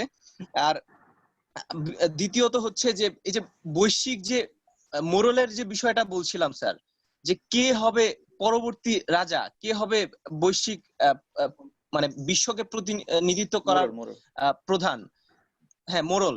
তো এই জিনিসটা একদম খোলাসা হয়ে যাচ্ছে যে যারা এখন সবচেয়ে বেশি লেকচার দিয়ে বেড়াচ্ছিল যে আমরা বিশ্বের সবচেয়ে বেশি স্বাস্থ্য নিয়ে কাজ করেছি, আমরা বিশ্বের সবচেয়ে বেশি মানুষকে গণতন্ত্র দিয়েছি। মানে স্যার আরেকটা বিষয়, গণতন্ত্র আমার কাছে একদমই ভেগ একটা টার্ম মনে হয়। যাই হোক, তারপরও যারা বলে যে গণতন্ত্র আজকের বিষয়টা আজকে গণতন্ত্র না স্যার, আজকের বিষয়টাই বলছি যে মানে তারা এত কিছু দেখানোর পরে তাদের অবস্থানটা মানে তারা যে বারবার তাদের কথা থেকে দূরে সরে যাচ্ছে। যেমন আমরা ডোনাল্ড ট্রাম্পকেই দেখতে পাচ্ছি, প্রথমত তারও বক্তব্য একরকম ছিল, পরবর্তীতে আমরা দেখতে পেয়েছি যে দ্বিতীয়ত সে একটা জাহাজ হাইজ্যাক করতে হলো যে আপনার N95 মাস্কের জন্য। তো স্যার পৃথিবী যে মানে আমরা যারাই বলেছি যে এই বিশ্ব এত উন্নত হয়েছে তত উন্নত হয়েছে, আসলে বিশ্ব উন্নত হয়েছে সেটা শুধুমাত্র যুদ্ধের ক্ষেত্রে শুধুমাত্র এক দেশকে আরেক দেশ ভয় দেখানোর ক্ষেত্রে, কিন্তু যেটা আমাদের দরকার ছিল, আমাদের মানুষের যে অধিকার, স্বাস্থ্য বা আমাদের মানুষের জন্য যে উন্নতি, সেটা আসলে হয়নি। আর সম্পূর্ণ যে উন্নতিটা ছিল সেটা গুজবের মধ্যে দিয়ে তারা আসলে পার করেছে। এইটা আমার আসলে ধারণা ছিল। আচ্ছা ঠিক আছে, আপনি নতুন ডাইমেনশন নিয়ে এসেছেন বিশ্বায়নের বৈরিতা এখানে নিয়ে এসেছেন যে আসল কথা মানবতা আজকে কোথায়। আজকে আসল কথা মানুষ মানবিক হচ্ছে না, এবং যারা সেই মতাদর্শে বিশ্বাসী যে তারা একটু উচ্চাসীন আছেন, তাদের হাতে সব ক্ষমতা, আপনি মোরলের কথা বলছিলেন, তাদের কথা বলছেন, এবং তারাও আজকে একটা হুমকির সম্মুখীন পড়ছে। এবং তারা প্রযুক্তিগতভাবে উন্নত হলেও তারা যে কতটুকু অসহায় প্রকৃতির কাছে, সেই বিষয়টি আপনি তুলে ধরেছেন। যে এবং অর্থনৈতিক যুদ্ধ, এর আগের বক্তব্য থেকে যেটা আসছে যে অর্থনৈতিক যুদ্ধ এটা সব সময় ছিল এবং চলতে থাকবে। আচ্ছা ঠিক আছে, আজকে আর কেউ কেউ আছেন কোনো বক্তব্য দিতে চান? তাহলে আমি আজকে শেষ করতে পারি আমরা শেষ বক্তব্য দিয়ে। কারো যদি ইচ্ছা হয় কোনো কিছু বলার জন্য এই বিষয়ে। হ্যাঁ স্যার, আমি কে কিছু বলছেন? বলতে চাই। স্যার আমি শিমুল। হ্যাঁ শিমুল বলেন, শিমুল লাইন কেটে গেছিল। হ্যাঁ নেটের জন্য আচ্ছা আদনান, আপনার ওখান থেকে অনেক বেশি আওয়াজ আসছে, আমি অন্য কাউকে সুযোগ দিচ্ছি। আসসালামু আলাইকুম স্যার। স্যার আমরা একটু আগে দেখেছি স্যার তাহসিন শিকদার। হ্যাঁ তাহসিন কথা ওকে স্যার। বলেছে। হ্যাঁ শুনতে পাচ্ছি। জি জি স্যার, বলেছেন যে এই ভাইরাসটা মানে প্রকৃতিভাবে হতে পারে, এটাতে স্যার যে গুজব না দেয় স্যার, তপু ভাইও মানে ওই দিকেই বলেছেন যে ভাইরাসটা আসলেই প্রকৃতিভাবে হতে পারে। কেন চীন স্যার নিজেদের ক্ষতি করবে স্যার? এখন আমাদের স্যার অনেকের কাছে প্রশ্ন স্যার, এই ভাইরাসটার উৎস হচ্ছে চীনের উহান শহর থেকে স্যার। আর ইতিমধ্যে আমরা স্যার এখন পর্যন্ত পুরো পৃথিবীতে স্যার কেউ জানে না যে ভাইরাসটার উৎস কি, মানে কোথা থেকে শুরু। স্যার আসলে আমরা মানে খাঁটি প্রমাণ ছাড়া স্যার বলতে পারতেছি না যে এটা কি আসলে ম্যান মেড নাকি প্রকৃতিভাবে মানে সৃষ্টি। তো স্যার আমরা এটা দেখতে হলে স্যার শেষ পর্যন্ত আমাদেরকে মানে দেখা লাগবে। আর শেষ পর্যন্ত না দেখে স্যার আমরা কোনো দিকেই সিদ্ধান্ত নিতে পারবো না স্যার, আমি মনে করছি। তাই তার জন্য স্যার কোনো দিকেই আমাদেরকে গুজবে কান না দেওয়া উচিত স্যার, আমি এটাই মনে করতেছি। ধন্যবাদ। আচ্ছা তথ্য প্রত্যেক দিকে থাকতে হবে। হ্যাঁ কে কে যেন বলতে চাচ্ছিলেন? জি স্যার, আসসালামু আলাইকুম স্যার। তাহসিন হ্যাঁ বলেন। স্যার সাকিব বলতেছিলাম স্যার। ও আমি সাকিব, হ্যাঁ সাকিব বলেন।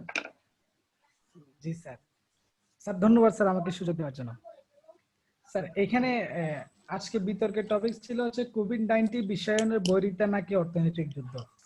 স্যার এখানে আমার ব্যক্তিগত মতামত হচ্ছিল স্যার, এখানে আমি অর্থনৈতিক যুদ্ধকে আমি আন্তরিকভাবে সাধুবাদ জানাই। কেননা এই করোনা ভাইরাসটি আপনার উৎপত্তি হয়েছিল চীনের চীনের প্রদেশের একটা শহর, যার নাম হচ্ছে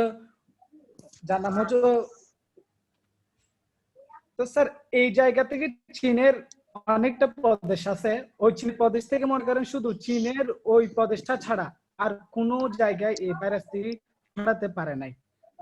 তো এবার আসল কথায় আসি স্যার, কেন এটি অর্থনৈতিক যুদ্ধ? সমগ্র 2 বছর আগে স্যার চীন এবং যুক্তরাষ্ট্র দুই দেশের সাথে একটা অর্থনৈতিক চুক্তি হয়।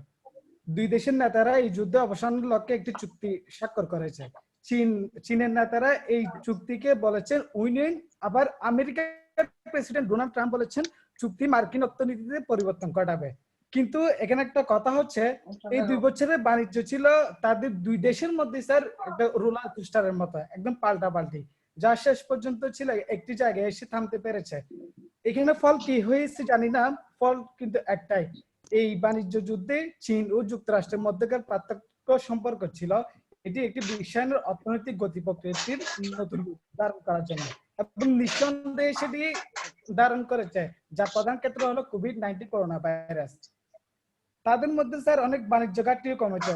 যুক্তরাষ্ট্রের president Donald Trump score card হিসেবে দেখেছেন ও তাদের বাণিজ্য ঘাটতিকে, এবং তিনি বিশ্বাস করেন,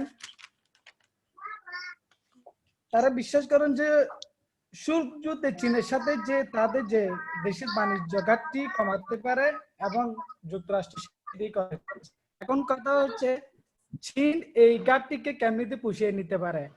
তারা তো এই মহামারী ছাড়া তো আর যুদ্ধে যেতে পারতেছে না। যুদ্ধে করলে তো বিভিন্ন দেশের সাথে একটা খুব খারাপ একটা সম্পর্ক ক্রিয়েট হবে, তাদের অনেক পরিস্থিতির সম্মুখীন হতে হবে, যার কারণে তারা এই শুল্ক যুদ্ধে চীনের সাথে, চীন এবং যুক্তরাষ্ট্রের মধ্যে যে পার্থক্যটা তৈরি করতে চাচ্ছে, এটা তারা কূটনৈতিক ভাবে এই করোনা ভাইরাসকে তৈরি করে তারা এইটা যুক্তরাষ্ট্রকে এবং ইউরোপের যেসব বড় বড় দেশ আছে, যেসব অর্থনৈতিক ভাবে উঠতে, তাদেরকে আক্রমণ করার জন্য বলে চীন এই পদক্ষেপটা নিয়ে।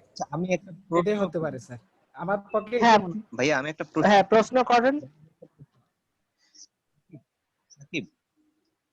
এমন একটা ভাইরাসের নাম বলো যেটা মহামারী আকার ধারণ করেছে এবং যেটা হিউম্যান মেড, মানে মানুষের দ্বারা তৈরি কিন্তু মহামারী আকার ধারণ করেছে, এমন একটা ভাইরাস।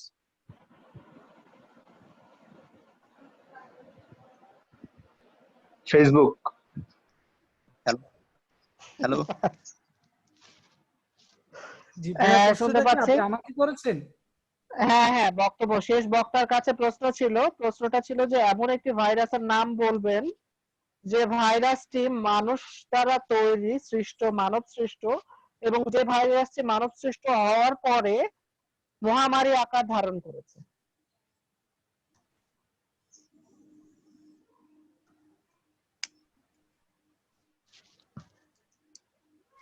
আচ্ছা, ইতিহাসে কোনো জিনিস যদি না থাকে তাই বলে কি নতুন সৃষ্টি হবে না? এরকম কি কোনো প্রশ্ন আছে? এটা হচ্ছে আপনি আপনার উত্তরের জন্য যে বলার জায়গা, আমি সেই জায়গাটা বলে দিচ্ছি। হ্যাঁ, আমি বিতর্কের জন্য বলে দিচ্ছি, এটা বিতর্কের শেখার জায়গা থেকে বলছি। যখন এরকম কোনো প্রশ্ন করলো, আপনার কাছে এরকম কোনো তথ্য নাই যে আসলে এরকম মানব সৃষ্ট কোনো ভাইরাস নাই, যেটার কারণে হচ্ছে যতই আমি কেমিক্যাল অস্ত্র ব্যবহার করি না কেন বা ওয়েপন ব্যবহার করি, সেখানে এমন কোনো ওয়েপন নাই যেটা আমার মহামারী ধারণ করেছে। ঠিক আছে, সেটা হয়তো সেই নির্দিষ্ট এলাকায়। কিন্তু কথা হচ্ছে, আমি শেষ করে নেই, তারপর কথা হচ্ছে যে এখন প্রযুক্তি যেভাবে এগিয়ে গেছে, আগে তো মানুষ চিন্তাও করতো না যে কৃত্রিম ভাবে রোগ তৈরি করা যায়, নতুন রোগ তৈরি করা যায়। এটা তো 1700-1800 সালে কখনো কল্পনায় ছিল না, তাই না? 1900 সালের প্রথম দিকেও কল্পনায় ছিল না। মাঝামাঝিতে এসে আমরা জানতে পারলাম যে রোগ আসলে কোথায় তৈরি করা যায়, রোগ একটা অস্ত্র হতে পারে, রাসায়নিক অস্ত্র হয়। তো এই যে জায়গায় ধরে চিন্তা করি, যখন আমি প্রযুক্তির দিন দিন আমি উন্নয়নের দিকে যাচ্ছি, উন্নততর প্রযুক্তিতে যাচ্ছি, তখন হয়তো আমরা এরকম চিন্তা করতেই পারি যে তৈরি করা হতে পারে। এটা হচ্ছে বিতর্কের জায়গার জন্য, বিতর্ক করার জায়গা যেটি হতে পারে সেটা বলে দিলাম, আমি সাহায্য করে দিলাম। কিন্তু সোহানের লজিকটা কিন্তু অনেক স্ট্রং, যে আমার যেহেতু আগে কোনো এভিডেন্স নাই এবং এটা কখনো এখনো স্বীকৃত না যে কোভিড-19 ল্যাবে তৈরি হয়েছে, বরঞ্চ এটি স্বীকৃত যে এর আগে যে সার্স ভাইরাস আছে এবং এটা মডিফিকেশনের মাধ্যমে এটা একটা চেঞ্জ হচ্ছে, এদের আরএনএ চেঞ্জ হওয়ার মাধ্যমে নতুন একটি রূপান্তর ঘটেছে, এটা স্বীকৃত এবং এটা প্রুভেন, এটা বলা হচ্ছে। তো আমার যখন প্রুভেন তথ্য আছে যে এটি বায়োলজিক্যালি কোনো ল্যাবে তৈরি করা হয়নি, বরং সেটি ন্যাচারালি ট্রান্সফর্ম করেছে, এর আগের ভাইরাস গুলো আছে, আসার পরে এটা ট্রান্সফর্ম করে আজকে এই ভাইরাসের রূপ ধারণ করেছে, তখন আমি অবশ্যই মেনে নিতে পারি যে কোভিড-19 আসল কথা কোনো কেমিক্যাল ল্যাবে কোনোভাবে তৈরি করা হয়নি। এটি হচ্ছে সোহানের লজিকের জায়গায় বললাম, এবং এর আগে সোহানের যে কোশ্চেনটি ছিল সেই জায়গায় আমার বিতর্ক করার জায়গাটা কিরকম হতে পারে আমি জাস্ট উদাহরণ দিয়ে বুঝিয়ে দিলাম নতুন বিতর্কীদের জন্য এই জায়গাটি। এখন স্যার আমি একটু কথা বলতে চাই। হ্যাঁ স্যার শিমুল ভাই কিছুক্ষণ আগে যে বললো যে স্যার আমাদের কাছে কোনো এভিডেন্স ছাড়া আসলে আমরা কোনো করতে পারছি না যে এটা কি আসলে অর্থনৈতিক যুদ্ধ না স্যার, নাকি স্যার চীনের কোনো আপনার ক্রিয়েট করা কি ভাইরাস। তো স্যার এখন আপনি যেটা বললেন যে স্যার এটা যে আরো 100 বছর বা 200 বছর আগে যে সব স্যার ভাইরাস মহামারী এরকম আকার ধারণ করেছিল যে স্যার, তখন কিন্তু স্যার আসলে তখনও কিন্তু স্যার এটা কোনো এভিডেন্স ছিল না যে এটা মানুষের তৈরি করা কোনো ভাইরাস, ঠিক আছে স্যার। তো স্যার এখন স্যার আমরা দেখতে পাচ্ছি যে আসলে স্যার আমাদের কাছে কোনো এভিডেন্স নেই স্যার। এখন স্যার স্যার ইসলাম কিছু বলছে, স্যার সাধারণ জনগণ কিছু বলছে, আর স্যার যারা বিজ্ঞানী তারা কিছু বলছে স্যার। স্যার এখন কিন্তু কি স্যার গাফিলতিটা কি স্যার আসলে চায়নার? আর স্যার যদি বিষয়টি স্যার একভাবে দেখি যে স্যার চায়নার কাছে স্যার অর্থনীতি আছে স্যার যথেষ্ট পরিমাণে স্যার, চায়না অর্থনৈতিক দিক দিয়ে ভালো, তাহলে কি স্যার আমেরিকা অর্থনৈতিক দিকে ভালো না স্যার? এখন তো স্যার সবাই ভালো প্রশ্ন। এখন স্যার বিষয়টি হচ্ছে যে স্যার তারা স্যার যথেষ্ট পরিমাণে চায়নাও স্যার যদি ধরি চায়নাও স্যার যথেষ্ট পরিমাণে স্যার অর্থনৈতিক দিয়ে ভালো, আমেরিকাও স্যার যথেষ্ট পরিমাণে অর্থনৈতিক দিয়ে ভালো স্যার। এখন ওই হিসেব করলে স্যার চায়নার অনেক মানুষ মারা গিয়েছে, আমেরিকা অনেক মানুষ মারা গিয়েছে স্যার। এখন অবশ্যই স্যার বিষয়টি স্যার চায়নার দিকে আমরা আসলে মানে চায়নার দিকে আমরা ঠেলে দিতে পারি না স্যার। আচ্ছা স্যার আমার প্রশ্নটা ছিল মাঝামাঝি অবস্থান, মানে আমরা এর স্যার খাঁটি প্রমাণ না পর্যন্ত স্যার বলতে পারতেছি না যে এটা কি ম্যান মেড আমাদের নাকি প্রকৃতিভাবে বিতর্কিতদের জায়গাটি হচ্ছে আমরা অনেকগুলো ধারণা পেলাম। এখন আমি এখানে একটা বলতে পারি, যেমন নিউ ইয়র্ক টাইমস এর যে রিপোর্টটা গতকালকের যে মনে হয় রিপোর্ট যেটা এসেছে, সেখানে দেখানো হচ্ছে যে চায়না আরেকটা বড় অর্থনৈতিক ধাক্কায় পড়তে যাচ্ছে। They are questioning the strategy of China. যে চায়না এখন যখন তারা আবার কোম্পানি চালু করতে যাচ্ছে এবং তাদের মাঝখানে আবার কোভিড সংক্রমণ বেড়ে যাচ্ছে, তখন তারা কি আরেকটা দ্বিতীয় অর্থনৈতিক বিপর্যয়ে পড়বে কিনা? কারণ তারা আজকে এই সিচুয়েশনে ব্যাক করছে কারণ তাদের অর্থনীতি স্থবির হয়ে গেছে এবং তারা চাচ্ছে এই যে করোনা ভাইরাস কালীন সময়ে যে করোনা ভাইরাসের কিট থেকে শুরু করে মাস্ক যে জিনিসগুলো আছে সেই ব্যবসাটাকে ধরে তারা আবার তাদের অর্থনীতিটাকে ঠিক জায়গায় নিয়ে আসতে। এটা কিন্তু তাদের অর্থনীতির জন্য ধাক্কা ছিল একটি। তো এই জায়গায় যখন আমি বলছি আবার চালু করাটা হচ্ছে আবার একটা বোকামি চায়নার জন্য, তার অর্থ এই জায়গায় দাঁড়ায় যে চায়না এখনো নিজে বুঝতে পারছে না যে এই অর্থনৈতিক যুদ্ধে সে কিভাবে জয়লাভ করতে পারে যদি এটা অর্থনৈতিক যুদ্ধ হয়। তার স্ট্র্যাটেজি এখনো ঠিক নেই। অপরদিকে আমি যদি দেখি যে আমেরিকার সাথে যা চাইনিজের অর্থনীতি নিয়ে যে যুদ্ধ হওয়ার কথা বা যেটি নিয়ে আমরা চলছে, সেখানে আমি দেখতে পারি যে আমেরিকার প্রেসিডেন্ট ডোনাল্ড ট্রাম্প বলে দিচ্ছেন যে তাদের আবার চালু করা উচিত। অর্থাৎ ডোনাল্ড ট্রাম্প ধারণা করে নিচ্ছেন যে তার যদি 40% মানুষ অথবা 20% মানুষ এটাতে মারা যায়, বাট তারপরেও যারা করোনা ভাইরাস অতিক্রম করে থাকবেন সেটি দিয়ে আমেরিকার অর্থনীতি সচলভাবে চলবে। তাদের কাছে মানবিক গুণাবলীর চেয়ে অর্থনীতি অনেক ইম্পর্টেন্ট হয়ে গেছে, অনেক গুরুত্বপূর্ণ। তো সেটি স্যার হচ্ছে আমার তো স্যার আরেকটি একটা প্রশ্ন পার্সপেক্টিভ। ছিল। হ্যাঁ ঠিক আছে, প্রশ্ন করেন। স্যার মানে প্রশ্ন বলতে স্যার একটা জাস্ট আর কি বিশ্লেষণ। স্যার যদি স্যার আমরা স্যার এখান থেকে বলতে পারি যে এই করোনা ভাইরাসটা একটা ম্যান মেড ভাইরাস, তাহলে স্যার আমার কাছে মনে হয় যে বিশেষ এই স্বাস্থ্য সংশ্লিষ্ট বিষয়গুলো নিয়ে স্যার যারা হচ্ছে গবেষণা করে, অর্থাৎ sir World Health Organization sir, ওদের কাছে স্যার সবার আগে এই ইনফরমেশন স্যার থাকা উচিত ছিল যে এইটা কি স্যার ম্যান মেড অথবা স্যার এটা কি স্যার ম্যান মেড না স্যার। কারণ স্যার এই ওয়ার্ল্ড হেলথ অর্গানাইজেশন পৃথিবীর প্রত্যেকটা দেশ অর্থাৎ উন্নত যেই দেশগুলো তাদের অর্থায়নে স্যার এটা স্যার হচ্ছে কি করতেছে স্যার। এখন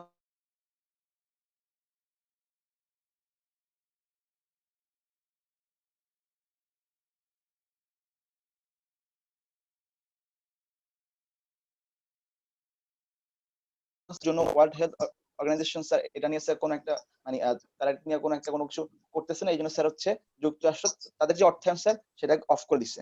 এখন স্যার আমার কাছে মনে হয় যে এটা হচ্ছে স্যার ওই যে অর্থনৈতিক যুদ্ধ স্যার, এই জন্য স্যার হচ্ছে যুক্তরাষ্ট্র স্যার চীনকে কি করতেছে স্যার, দোষারোপ করতেছে অর্থনৈতিক। এখন এটাও হতে পারে যে আমেরিকা চাচ্ছে একটা অর্থনৈতিক যুদ্ধ হোক এবং সেই ঘোষণাটা আসুক এভাবে যে এটা চায়না তৈরি করেছিল এবং সেটার কারণে তারা আক্রমণ করতে পারে।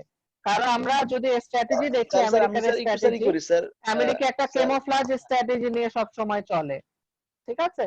যে যখন আমরা রাসায়নিক ইরাককে আক্রমণ করার সময় বলেছি রাসায়নিক অস্ত্র আছে, আফগানিস্তানকে আক্রমণ করার সময় বলেছি যে তারা হচ্ছে টেরোরিস্ট এবং আমাদের জন্য থ্রেট। আসল কথা তাদের থ্রেট এবং তাদের রাসায়নিক অস্ত্র মূল বিষয় ছিল না, মূল বিষয় ছিল হচ্ছে অর্থনীতি। ঠিক আক্রমণ করা সেম অর্থনীতির একটা জন্য স্যার। কেমোফ্লাজটা এখন চাওয়া হচ্ছে যে রাসায়নিক ভাবে অস্ত্র তৈরি করতে চায় না, এই জন্য চায়নাকে যদি আমি কোনো এমবার্গো দিতে পারি বা অর্থনৈতিক বাধা দিতে পারি কোনোভাবে, তখন আমার দেখা যাচ্ছে যে আমেরিকার অর্থনীতি আবার স্বাবলম্বী হয়ে যাবে। সেখানে কোভিড-19 একটা অনুসর্গ মাত্র, যে এটা একটাকে ওই যে আমাদের অনেকগুলো ক্যামোফ্লাজের একটা ক্যামোফ্লাজ এটা হতে পারে। এটা হচ্ছে হ্যাঁ আরেকটা dimension of thinking. G sir. ঠিক আছে, বুঝতে পেরেছি। ওকে, আজকে এখন জি আর স্যার। কাউকে সুযোগ দিচ্ছি না, আমরা অলরেডি 1 ঘন্টা ক্রস করে ফেলেছি। আজকে আমাদের যে বিষয়টি ছিল হচ্ছে কোভিড-19 বিশ্বায়নের বৈধতা নাকি অর্থনৈতিক যুদ্ধ। অর্থনৈতিক যুদ্ধ। আমরা অর্থনৈতিক যুদ্ধ নিয়ে কথা বলছি এবং অর্থনৈতিক যুদ্ধের রূপরেখা কিরকম হবে সেটি নিয়ে কথা বলেছি, এবং বিশ্বায়নের বৈধতা বলতে কি বুঝছি সেটি নিয়ে আলোচনা এসেছে, এবং সেটি নিয়ে কম আলোচনা হয়েছে। কিন্তু আমরা কিছু কিছু অনেক সুন্দর সুন্দর তথ্য পেয়েছি এবং সবার আলোচনাও প্রাণবন্ত ছিল, এবং আলোচনার মাঝখানে আমরা প্রশ্ন উত্তর পর্ব রেখেছি যেন আমরা বুঝতে পারি যে আজকের বিষয়টি কি, এবং বিষয় নিয়ে যখন আমরা বিতর্ক করতে যাব, আমাদের আজকের বিষয়ের যেটি দেওয়া ছিল এটির মূল উদ্দেশ্য ছিল আমাদের বিষয় সম্পর্কে জ্ঞান দেয়া, এবং আমরা কি চিন্তা করি এবং সেখানে আমাদের ধারণাগুলো কি আছে সেগুলো কতটুকু যুক্তিযুক্ত, যুক্তিপূর্ণ, এবং কোন ধারণাগুলোকে আমরা কিভাবে উপস্থাপন করতে পারি। একটা বিষয় যে আমরা নানাবিধ দিক থেকে দেখতে পারি এবং দেখে সেগুলো নিয়ে চিন্তা করতে পারি, এবং আমাদের জানার যে এখনো কত সীমাবদ্ধতা রয়েছে। আমি হুবেই প্রদেশে উহানের শহরে যে জায়গায় আছে সেটি নিয়ে আমরা এখন পর্যন্ত চিন্তা করছি, কিন্তু আমরা এখন পর্যন্ত বাংলাদেশে বসে আছি এবং কোভিড নিয়েই আমরা চিন্তা করছি। এবং আজকে আমরা যে সেশনটি এখন নিলাম রাতে 9টা 10টা 8টা, এই যে সময়টি, এটাই আপনারা যে সবাই মিলে বের করে আনলেন সেটিও কিন্তু এই জানার জন্য। এবং এই জানার পিছনে কারণটি ছিল যে যুক্তির আলোকে উন্মোচিত হোক গুজবের ঘনঘটা। তো আজকে আমরা অলরেডি গুজবের জায়গা থেকে অনেকটুকু সরে আসতে পেরেছি। আমরা জানি গুজব কোনগুলো, আমরা জানি আমাদের অর্থনীতি কিভাবে যাবে।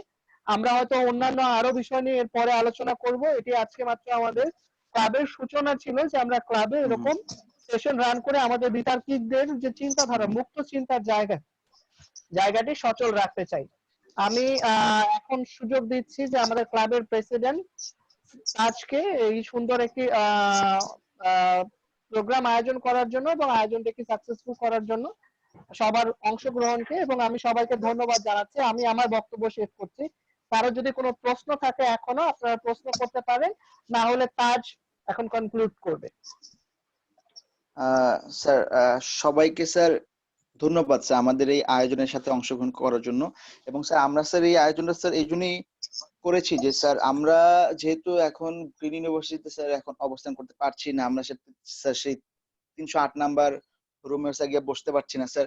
এই জন্য স্যার এখন আমাদের হচ্ছে স্যার একটা নতুন যে প্ল্যাটফর্ম সেটাতে আসতে হবে, কারণ স্যার অনেকদিন যাবতীয় হচ্ছে আমরা স্যার সবাই আসলে সেই বিতর্কের সাথে অংশগ্রহণ করতে পারছি না, আমরা সেই পোডিয়ামে দাঁড়িয়ে এসে কথা বলতে পারছি না স্যার। এই জন্য স্যার আমাদের যে এই অনলাইনে স্যার যেই প্ল্যাটফর্ম স্যার এটাতে স্যার আসা স্যার, এবং সেই জন্য স্যার এই অনলাইন প্ল্যাটফর্মে আসার জন্য স্যার আপনার যে অনুপ্রেরণা স্যার সেটা স্যার অনেক মুখ্য ভূমিকা পালন করেছে স্যার। এই জন্য স্যার আমি স্যার মানে সবার পক্ষ থেকে স্যার আপনাকে অনেক আন্তরিকভাবে ধন্যবাদ জানাচ্ছি স্যার। এবং স্যার আমি স্যার চাই স্যার আপনি স্যার সবসময় এভাবে আমাদের সাথে স্যার ছিলেন, এবং স্যার অবশ্যই স্যার ইনশাআল্লাহ আমাদের সাথে থাকবেন স্যার। আর সবাইকে অনুরোধ করছি যারা হচ্ছে আজকে অংশগ্রহণ করেছিলেন, আমরা এইভাবে হচ্ছে প্রায় প্রতিদিনই আমরা হচ্ছে এইভাবে একটা অনলাইনের একটা প্ল্যাটফর্ম হচ্ছে আমরা পরিচালনা করার চেষ্টা করব, এবং আমরা আমাদের ক্লাবের যে পেজ সেখানে হচ্ছে আমরা মানে সব রকমের আপডেট সেখানে হচ্ছে আপ টু ডেট রাখার চেষ্টা করব, এবং আপনারা সবাই সেখান থেকে যদি কোনো ইনফরমেশন পান তাহলে অবশ্যই আমার সাথে জয়েন করবেন। এবং হচ্ছে আজকে আমাদের শুভ সূচনা ছিল, এবং এরপর থেকে হয়তো আমাদের ক্লাবের মডারেটর স্যার অথবা আমাদের ক্লাবের সাবেক কোনো সিনিয়ররা অথবা অন্য কোনো ইউনিভার্সিটির অন্য কোনো যারা সাবেক বিতার্কি ওনারা হচ্ছে আমাদের সাথে এইভাবে আলোচনা অংশগ্রহণ করবেন। এবং এই বলে হচ্ছে আমি আপনাদের সবার সুস্থতা কামনা করছি। তাজ একটা জিনিস করো, থ্যাংক ইউ তাজ। একটা জিনিস করবেন সেটা হচ্ছে 3 দিন পর পর সেশন রাখেন, বা সপ্তাহে একটা কি দুটো সেশন রাখেন, দুটো রাখেন, এরকম করলে মনে হয় ভালো হয় প্রতিদিন। কারণ এখন যে দেশের অবস্থা জি, স্যার। সবাই আসলে কথা মানসিক ভাবে ঠিক থাকবেও না যে প্রতিদিন করার জন্য। আপনি বরং 2 দিন আগে টপিক দিবেন, তারপরে হচ্ছে জি, টপিক জি, দেওয়ার পরে জি, 3 দিন টাইম দিলেন বা 2 দিন টাইম দিলেন, তারপরে ওখানে আলোচনা করলেন। তাহলে সবাই প্রিপারেশন নিয়ে আলোচনা জি, জি, করতে পারবে। দেখা যাবে যে সেটা আরো ফলপ্রসূ হবে ক্লাবের জন্য। জি, স্যার। অংশগ্রহণও বাড়বে। আমার মনে হয় যে অবশ্যই আপনারা স্যার। সপ্তাহে 2 দিন করেন, কিন্তু আগে 3 দিন আগে বিষয় দিয়ে দিবেন এবং কখন হ্যাঁ হবে স্যার, সেটা হ্যাঁ। জানিয়ে দিবেন। জি আমার স্যার, মনে হয় যে অবশ্যই স্যার। তাহলে আপনারা মোর অর্গানাইজড ওয়েতে করতে পারবেন। অবশ্যই স্যার। স্যার আচ্ছা, আরেকটা কথা স্যার, ওকে। আপনি হ্যাঁ, স্যার আপনি কি বলেন। স্যার ল্যাপটপ আছেন স্যার এখন?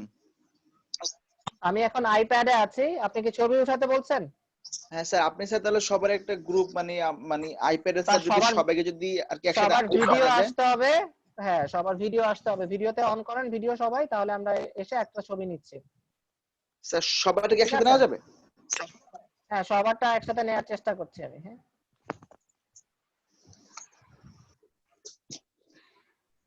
তাজ ভাই আপনাদের জোশ লাগতেছে। পুরা রাজনীকান্ত। আচ্ছা রজনীকান্ত, আমার তো 7 আপের অ্যাডের কথা মনে পড়লো। স্যার, এইটা সবগুলাই হলো স্যার শুধু। যায় আমার সাথে। আচ্ছা, আমার এখানে স্ক্রিনে আসছে হচ্ছে 6 জন 6 জন করে ছবি আসবে, ঠিক আছে? জি স্যার। 6 জন না, 9 জন করে ছবি আসবে। Okay sir. হাসানুজ্জামানের ক্যামেরা অন নাই। স্যার আমি ডেস্কটপে আছি তো স্যার, আমার ওয়েবক্যাম নেই, সরি স্যার। ও, আচ্ছা ঠিক আছে। স্যার রাস্তায় আমি। ওয়ান স্ন্যাপ ডান। ঠিক আছে, আমি আরেকটা স্ন্যাপ নিচ্ছি।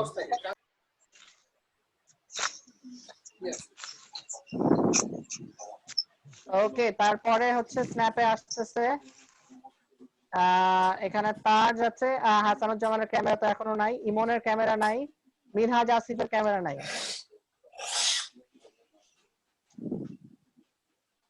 ঠিক আছে, আমি এই যে এদের ছবি উঠালাম। প্রযুক্তি ঠিক আছে। তারপরে হচ্ছে টপিক সহ কোনোটা উঠানো হয় নাই, আর আরেকটা উঠাচ্ছি। দ্যাটস ডান। নাই যেটা করব আমি ছবিটা ছবি কাজগুলো, হ্যাঁ সবাই পোজ দেন। সোহান ক্যামেরা নাই। অন্ধকার। হ্যাঁ ঠিক আছি আছে, স্যার, আমার ঘরে লাইট ছবি, নাই। হ্যাঁ ছবি স্যার, এসছে, সমস্যা নাই, সবার ছবি এসছে, আমি স্যার পাঠিয়ে আমার দিচ্ছি আপনাদের হাতে। Thank you. আমি তো বাহিরে। জি স্যার, আসসালামু আলাইকুম। Okay, welcome.